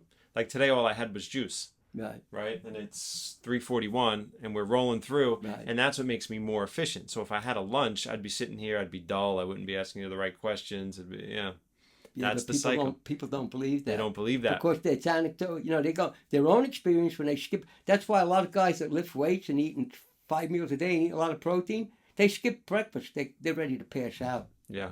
Mm-hmm. They think, it's my blood sugar went down. I need protein to keep my blood sugar up. That's what doctors, some doctors, not all doctors. Listen, I'm not maligning all doctors. I know some really great doctors. Of course. But like that guy I run into in the health store, I mean, God forgive me, but that man was a bubblehead. He didn't look too good either, huh? He Let's jump into another question here. Juice fast while breastfeeding a toddler. Bad idea, or can it work just fine? It can work just fine. Yeah, someone could juice fast and breastfeed. Yeah, absolutely. You don't think? I mean, I wouldn't go on I'm not talking to go on a 6 months juice fast. Right. If you have an issue, and you go on a juice fast for 2, 3, 4 days, you'll get by. Meaning like you're not feeling well or something, and you want to juice fast. Yeah, you can do that. Yeah, but nothing over. No. Not like over 10 days. No. Okay. I mean, maybe you could do it. You might be able to go longer, but why try? You don't want to experiment when you're dealing with a new baby. Yeah, and it'll affect the breast milk in some way. So if you awaken too much toxicity. I don't know about that either, because when my wife was really heavy into breastfeeding. So I mean, she was with my first daughter. She was having trouble producing enough milk because of a personal reason I don't want to go into. Right. So I told her, start drinking some carrot juice. She was squirting milk all over the place, putting them in bottles, and it was coming out all over the place. So the juices definitely help people with milk. I mean, she was. Forget about it. I mean, oh my God. So juice will fortify breast milk. Just don't juice fast for too long because Yeah, it might send you into a place of detox. So 3-4 Well, listen, days. if it's not an emergency, don't do it.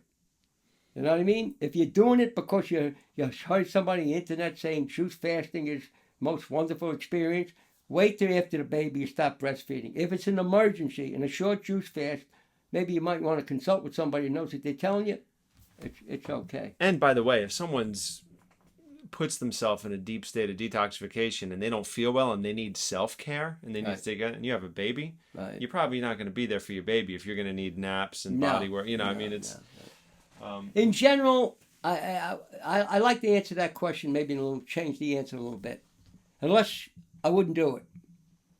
Can it be done safely? Yes, it can, but don't do it. Right. You know what I'm trying to say? Because of the variables. Yeah, there's too many variables. You don't know the person. You don't know who. A lot of times I'm talking to people on the phone. I don't know who I'm talking to. I'm a really, I got to be careful. There's a lot of people call me up. They got real emotional, psychological issues. I got to be careful what I tell them. Remember that girl that we helped out? I was watching her stories, and she was in Ecuador. And thank you for helping me with that, because she was talking about doing an intuitive water fast, and I could tell from the books that she was showing that she was looking at some very antiquated stuff from like Arnold Ehret, and I could tell how she was applying it.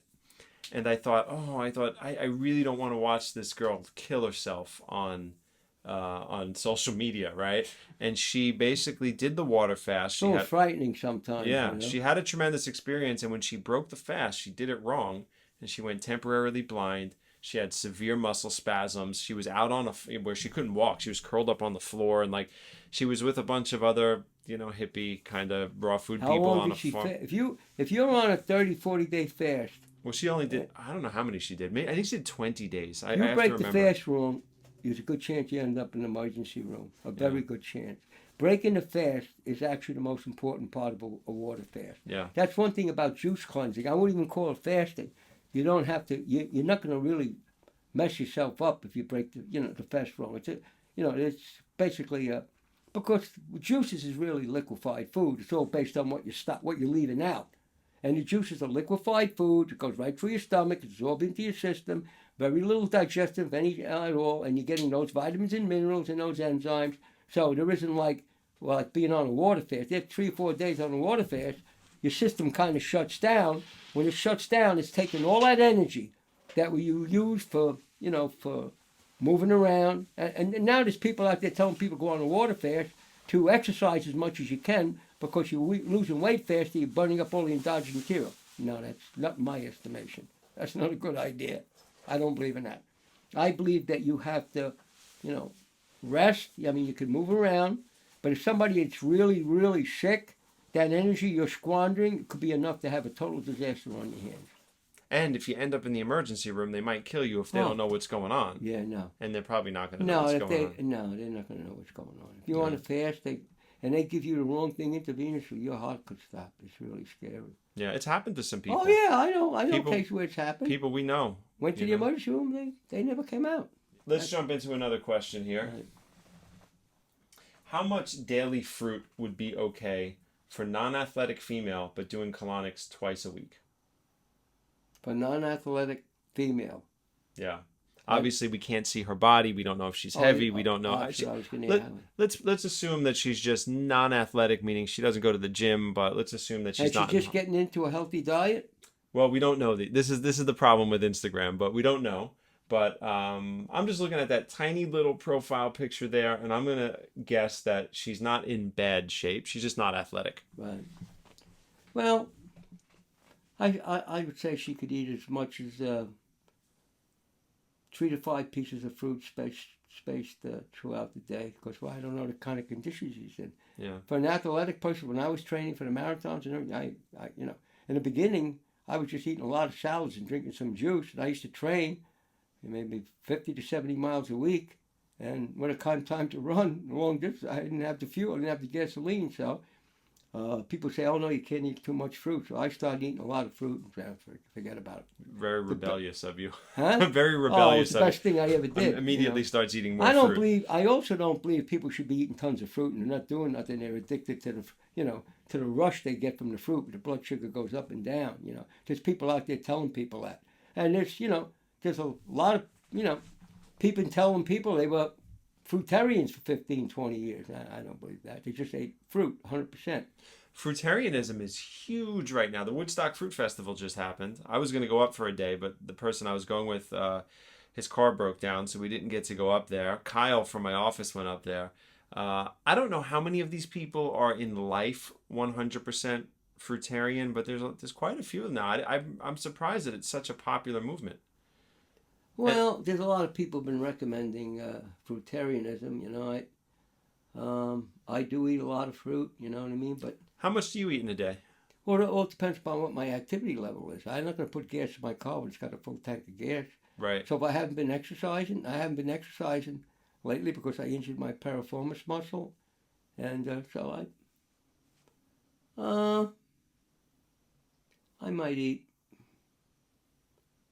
could eat 5 or 6 pieces of fruit, but if I was training hard, I'd be eating a lot of fruit.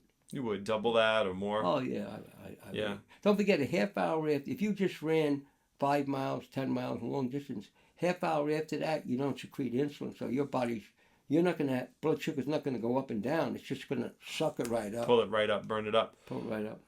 Do you think it's better to work out fasted or carved up on fruit first? No, I always worked out on an empty stomach. Empty I'm loaded stomach. from the night before. I'm loaded from the day before. So you do your workout, it would be the next day in the morning or whatever, before your body started getting hungry. Absolutely. That's the best time to work out. You Right. raise your, when you do that, it's gonna raise your testosterone. When you exercise after a fast, and you do some kind of resistance exercise, or if you're doing that's what keeps your testosterone up as you get older. Mm-hmm. That guy, Nun Amun Ra, that's what he does. He fasts. Yeah. And a lot of people think he's a fraud. I don't think so. They thought he was full of it. But I'll tell you, there's a guy that he just put together the Canadian Fruit Festival. His name is Ted Carr. I saw him in the early days on Instagram, and he was like eating a lot of fruit. He looked clear. He was a skinny young guy, and he looked healthy. He looked good. And then I saw a picture of him the other day, and he was stacked, just muscle, like all this muscle on him. So I thought, oh, what is he about right now? Still on a fruitarian diet, only eats 1 meal a day, and takes some barley grass powder, super clean. But he does that fasting. He works out fasted. He does the intermittent fast, and he stimulates himself that way. And but what else is he doing? From what I see, where's he getting all that massive growth? You got to be getting enough calories. He said he's eating more calories through fruit. So fruit, some greens, and a green powder, I believe. Oh, he's taking a green powder? He's taking a green powder. Then he's not a fruitarian. Okay. There's a guy down in Florida. I have a great deal of respect for him. He's very scientifically knowledgeable, and he said he was a fruitarian for 20 years. He's an herbalist. All those guys are sucking up all those herbs. They're getting all the stuff that you would be getting from meat and vegetables. Well, I guess in a pure sense, he's not a fruitarian, but he's eating a super clean diet that's like 90-something% fruit, and he's still able to put on weight like that, which I just thought was interesting. The calories. Yeah, he's getting the calories. Put on weight. And he's stimulating probably testosterone production and, by the fasting, right? He works out with weights? Yeah. He looks fantastic, and he eats a clean diet. I was very impressed. I was like, wow, I hadn't seen this guy in a while. That's possible. Yeah, I'll show you who he is after. He seems pretty interesting. So. How old a guy is he? He might be in his late 20s, early 30s. Yeah, he could be that old. I don't actually know how old he is. I only see him online. I've never met him. So. He's not using no protein powders or nothing? No, nothing like that. He's very much in the mindset of, fuel your body with fruit, and some minerals and some greens, but in a very purist way. You could do that. No, you could do that for sure. All right, let's jump into another question. How do I detox from taking antibiotics that I took to kill parasites and worms? Parasites are a real problem. A lot of times I run into a lot. And I just had in the last month, I told, there's all kinds of herbs you could take out there for parasites that work well. Yeah. But they don't work fast enough, They don't work fast, and I find a lot of the herbs to be very irritating for people. Because I give people treatments while they're doing their parasite cleanses, and I find the herbs are causing more of a problem than not. There's some of them like black walnut and stuff, they're poisonous, and you're taking that for weeks at a time. You're right. Yeah, and then they have symptoms. They go, I think I'm detoxing, and they might have rashes or something. And I go, I think it's actually the herbs that your body's throwing off. Yeah, that's why I said you're 100% right. I agree with you. A lot of people, if you don't have parasites, you take the parasite formula, you could have a sick stomach. I've Yeah. seen that happen. And- So I tell people to, go see a guy like some tropical disease specialist, and I warn him he's going to put you on a very strong antibiotics, and after that we'll deal with that. But you want to get rid of them. Most people want to get rid of it real quickly. Yeah, and in a way they should. You should just get through it and get back to your Right. clean lifestyle. I remember I believe that 100%. I was working with this client for like a year, and I was a new therapist. I was no expert. I was learning how to do colonics. And the studio I was working at, she had like always gas and digestive upset. And they were like, well, you're cleansing. And we cleaned up her diet. Food combining helped a little. Then we're doing colonics, a lot of them. I see her all the time. Colonics, and the colonics would make her feel better for 24 hours. And then she'd come back in a week. So then finally, and they were like, well, it's just cleansing. You got to just keep doing it and doing it. Yeah, that's the answer to everything. Yeah, and then she went to Dr. Kevin Cahill. Right. He found that it was pinworms. Put her on an antibiotic. 2 weeks later, she came back. Her abdomen was flat. There was no gas. There was no bloating. And I remember as a practitioner, I went, okay, I don't like antibiotics. No, but look at how we did a year of cleansing work. Now, luckily, the diet and the colonics, they helped her body in other ways. Yeah, but the bacteria were having a party. Yeah, the parasites were having a party. You were feeding them too. They never left. Yeah, I know. And then antibiotics knocked them out. She did great from there. Right. And I thought, oh boy, I'm not. A lot of people think that I'm totally against doctors. No, not the case at all. Right. I think you have to have discretion. You have to know when to go to the doctor, let them treat you, and when not to. Or you might have to go to a doctor. Doctors in general are good at diagnostics, emergency medical treatment, and diagnosing a problem. Yeah. But so when it comes to treating chronic disease, I don't believe you should be treating chronic disease with medication. I think that's when your body has to detoxify your body, change your lifestyle. I think it's very important to change your lifestyle. A lot of people say, oh, I would like to, but I can't. They don't realize there's a major psychological component to hunger that you can overcome in a lot of cases in a couple of months by leaving. And a lot of people say, well, I cheat every once in a while. When somebody tells me they cheat a little bit, on weekends, I know they're never going to get through it. In 3 or 4 months, they'll be off the radar. Right. It's just the way it is. I know. Yeah, it just awakens the whole food drama again, and then they're doing the same thing. I'm coaching people sometimes and answering questions for people on Instagram, and it's been the same question for like over and over again. I get it. I was that person a little bit. I understand. You're very knowledgeable now. You're knowledgeable because of experience. Listen, you could read all the books in the world. You could, have all the knowledge, head knowledge. If you haven't experienced some of it, how much do you really know how to talk to somebody that gets into a real dilemma? But if you have the experience, somebody calls you up and says, listen, I'm on a 10-day fast or whatever. I know what to tell them. I've been there numerous times. I'm not saying I have all the answers, but there's only so many experiences that you could really have on a fast. Yeah. That, in general, you know what I'm saying? I mean, you could read about fasting, you're blue in the face and sound like a fasting expert, but if you never did it, you don't know what it's like to feel after 20 days on water. You don't know. And the first time you did it, you could could be a pretty scary feeling. Right. And of course, if you're doing 20 days on water, and somebody sends you to the emergency room, they made 2 mistakes. Biggest mistake was sending you to the emergency room. Right. But the number 1 mistake is that you didn't evaluate that person. They wasn't emotionally, psychologically prepared to go on a fast. That's the thing. You can't panic at that point. If you don't have the knowledge, you shouldn't be doing it. Half the times, the reason why there's so much confusion, it's not about what you're doing. It's about what you're leaving out, and can you survive what you're doing. You follow what I'm saying? Yeah. So if you screw up on a fast, if you survive, it was a successful fast. And there's a lot of people who are really good at supervising people on fast.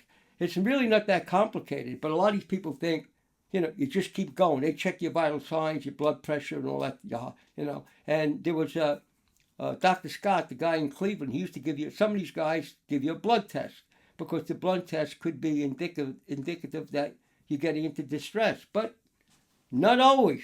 There was somebody that was on a fast that was getting blood tests and they died. So fasting, you want to err on the side of caution. I mean, I would never put anybody on a long fast that, unless I was sure, I was 100% positive that I had a very good idea if they were going to get into trouble. I would never fast. That guy in Maryland, that guy fasted one girl. I told her not to go on a fast because she had severe emotional, psychological problems, and she was overweight, and she thought that was a panacea, that she was going to lose weight and be beautiful.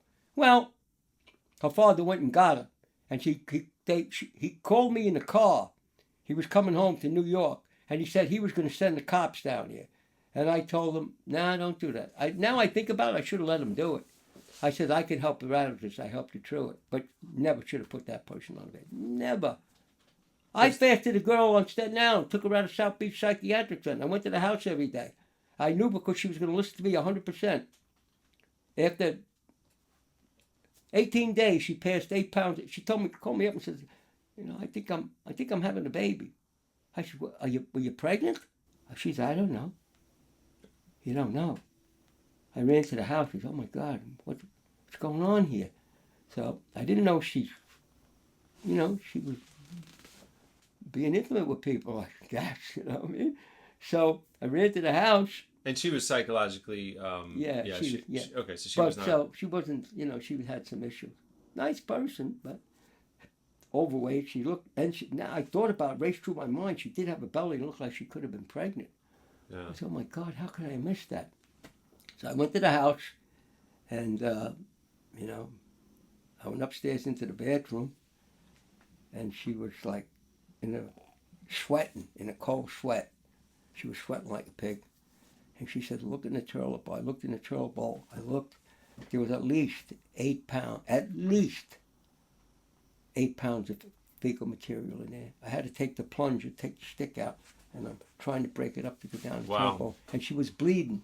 It ripped her up just trying to pass the stool. That's detoxification in practice, and what happened from that day on, she was probably normal as she was going to get. From that day on, she was like a different person. Mm-hmm. Where that stuff came from. I don't remember. I think she maybe had 1 or 2 bowel movements during that fast, Well, let's take one more question. Go all you want. I was sitting here, like my neck's starting to hurt because I was sitting here weird trying to fit into the camera for YouTube. All right. So let's see what we got here. How do you stay warm in the winter eating raw vegan? And, well, we'll take that as the first question. It's a 2-part question, but they want to know how you stay warm in the winter. Well, when you're a raw vegan, in my experience, if you're eating right, you're going to be lean. You're not going to have a lot of body fat on you. Body fat is like insulation, right?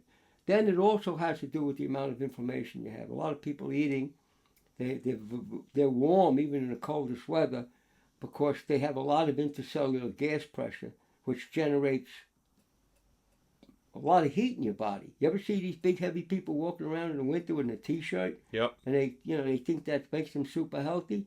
So if you're a skinny person a thin person on a raw food diet, and you're going to feel cold than another person that has eaten cooked food because of the radiant heat.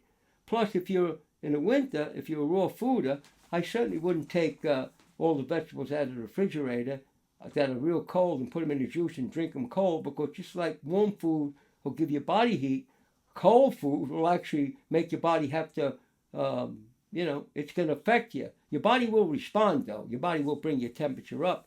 But what I found out after all these years in the cold and living in New York, the cold isn't a real problem for me, because I know how I'll put it this way. It could be 110 degrees. I could walk around with this thing on and not bother me, because I think my body's pretty efficient. I could take warm weather. But in the cold, if I don't eat, I have no problem. If I get up in the morning, I haven't eaten yet, I have no problem. I'm just like anybody else. But once I start eating the raw food, that's not heat, doesn't create radiant heat, and then your body has to produce some energy to utilize that food, then I'll feel cold. So I just I wear clothes. I don't overdo it either. I got a beautiful Irish wool sweater that I wear in cold weather. I mean, it's like being in a sleeping bag. That's all I need. I put on my Irish wool sweater. It's got something like this. That's why I like these things. because in the cold weather, I put something like this on, I pull it up, the heat can't escape. You're holding your body heat in. So it doesn't take very, very much. If you're cold, you're on a raw food diet, you got to take a, if you're just getting into it and you're detoxing, yeah, you're going to be cold. And anybody that has cancer should never let themselves get a chill. That's a major. Is that right? Yes. So what happens? So should somebody because your body contracts and the cancers, you're making it on a cellular level, your body changes. And what happens if you're cold, that means your body doesn't have enough vital force maybe to keep you warm. So I tell everybody that if you have cancer, make sure you stay well dressed. If you get really cold, draw a hot bath, get in the bath, or take a hot shower, or run your hands. I always believed that if you run, pull up your sleeves, and run your wrist under hot water in a real cold weather. It'll warm you right up because you're circulating. You're warming up your blood as it circulates.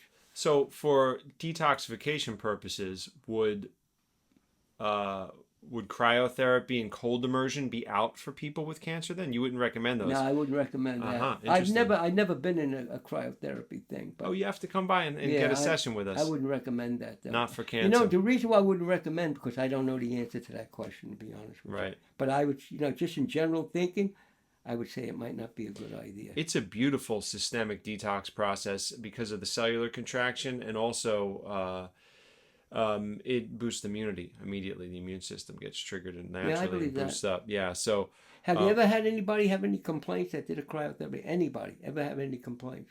There's people that psychologically don't like it, and there's some people that either went in there.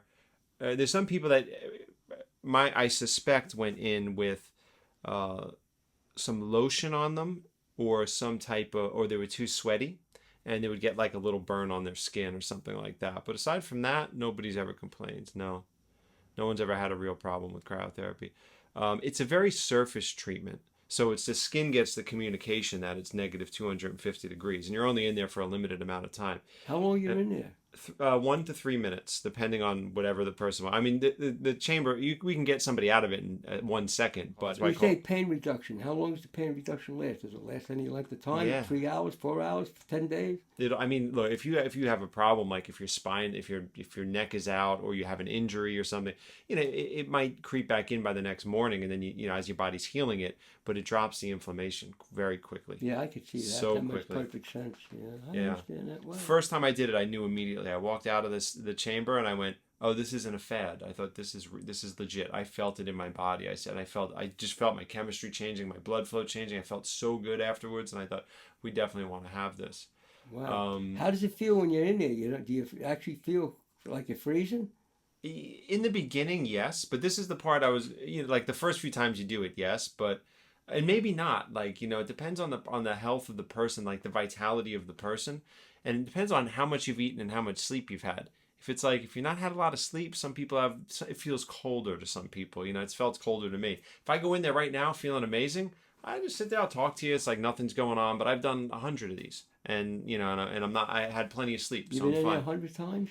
Probably 100, yeah, because I run so many sessions, and I go in there myself. Is somebody observing them while they're in there? Is somebody no? Someone's always present, yes, and we're speaking to the people that are in there. Yeah, someone's always present. But one of the things that happens from repetitive cold exposure is the body builds up more mitochondria in the fat. So the white fat turns to brown fat, because it's dense with mitochondria. So the body will start to produce heat naturally without shivering and moving. Like, it'll just create more heat naturally. And that's where the weight loss part comes in. Everyone's like, when we first started, people would be like, does this really help me lose weight? And I would say, I don't really think so. I said, I'm sorry, I'm not going to tell you something that's not true. It does, though. It does help you lose weight. Well, it does. I know. I see where it could. Yeah, because what happens is you start building more mitochondria. Then your body starts using calories more effectively, and you start using more energy more effectively, and you can build up more heat more effectively. So that's why you see these Canadian guys walking around in T-shirts. Part of it is they might eat a lot of meat and they have some insulation. They do up there. Yeah. I've been up there. But the other part of it is with the repetitious exposure, they probably produce heat more effectively than somebody that lives in Florida, and now all of a sudden they're standing in my cryo chamber. How much does it cost to get in there? For a single session, it's $45, and then we have packages that brings it down even more. Yeah, But it's great. Are people using it? Is it they're using it? All the time. Athletes, people that are in pain, a lot of people that want to come in and get a photo because, it's like all this nitrogen gas. It looks kind of cool for Instagram. So a lot of people come in for that reason. And, we do have a very dense amount of paperwork just so you can make sure that there's no contraindications on there. Active cancer is one. Nobody with active cancer is allowed in there. But I always wondered if that was more of just a liability issue, and they're just kind of like putting it under the umbrella to make sure that there's no issues. Or I think that's what it, based on what you're telling me, I would say that's what it is, Yeah. But you don't think someone with cancer should be doing cold immersion because of the reasons you talked about earlier? To be on the safe side, I would say, why take a chance? Exactly, yeah. That's the way I look at it, There could be other factors that I'm not aware of, Now, for a healthy person, though, that systemic contraction is amazing. I realized from a detoxification perspective. It's like squeezing out a sponge. Exactly, yeah. And you would always tell me that about the cold weather and why everybody gets sick in the winter. And I thought, and I realized what my body was doing. It's not just the blood vessels that contract, but like all the blood gets drawn to the core and all the tissues. I mean, you feel it. You see your nipples get tight. You know what I mean? It's absolutely. Like, and I went, oh, wait a second. This is not just for recovery and inflammation reduction or an immune boosting. I was like, this is a systemic detoxification practice. And I thought that's fascinating. Sounds like it's a pretty amazing process. It really is. Wow, it's pretty. Nothing is perfect. There's nothing out there that's really a panacea. You hear about people talk about water fasting. They heard about some guy dying. They didn't hear about the thousands or hundreds of thousands of people had miraculous recoveries. And of course, in the hands of the wrong person or ignorant person, you can have trouble. With anything. Yeah. Yeah, if it's not done in the right protocol. Yeah, and everybody's different. It's funny. People want to kill themselves all the time at our studio. There's people that come into the studio and they get angry. Their blood pressure will be something where, Holly, my wife, she works in the ER. She's an ER nurse. So I'll send her, I'll say, look at this blood pressure. And she always says, people in New York are walking around. She's like, they should be dropping dead all the time. The blood pressure in New York compared to Oregon is so high all the time. But everybody's either on Adderall. Young girls will have blood pressure that you think they're going to drop dead. They're on Adderall, all coffeeed up. But they'll get mad. And they'll say, well, we'll take the blood pressure 2 or 3 times. I give them a little essential Adderall, oils. I've seen Adderall screw up so many people. Oh, yeah. I have no idea how bad that is. But I try to calm them down. I try to bring the blood pressure down. Why are all these young kids taking Adderall so they could get better grades? What is it? Some of it is that. Some Depression? of it is work pressure. Some of it is just attention deficit because of phones and like nobody could focus on anything, So, but they get mad and I say, look, your blood pressure is too high, and I'll tell them, I'll say, I'll never hurt you. You know what I mean? Like I'm not going to put you in here and risk your life. And then nah, I'm fine. Everybody wants to come in, or people will see on the release form, and they'll look at something and they'll say, well, I kind of have this, but should I just put no? And I'm like, no, you have it. Put yes, and don't get a session. Don't kill yourself here. Stop trying to kill yourself in my studio. But for a healthy person to go in a cryo chamber, the rich get richer. It's next level. You just go up. Shall we go outside? It's like a beautiful day, and I have us stuck in here for almost 3 hours now. That's all right. Yeah, we can step outside. I'm probably going to edit this podcast down a little bit, so probably podcast listeners will be hearing maybe 2 hours worth. Well, thank you for having me out here. Yeah, well, a lot of fun. I loved it. Yeah, we'll do this again in the future on my next trip, or maybe we'll do it in Oregon because hopefully you'll come out and visit at some point. It's a wonderland out there.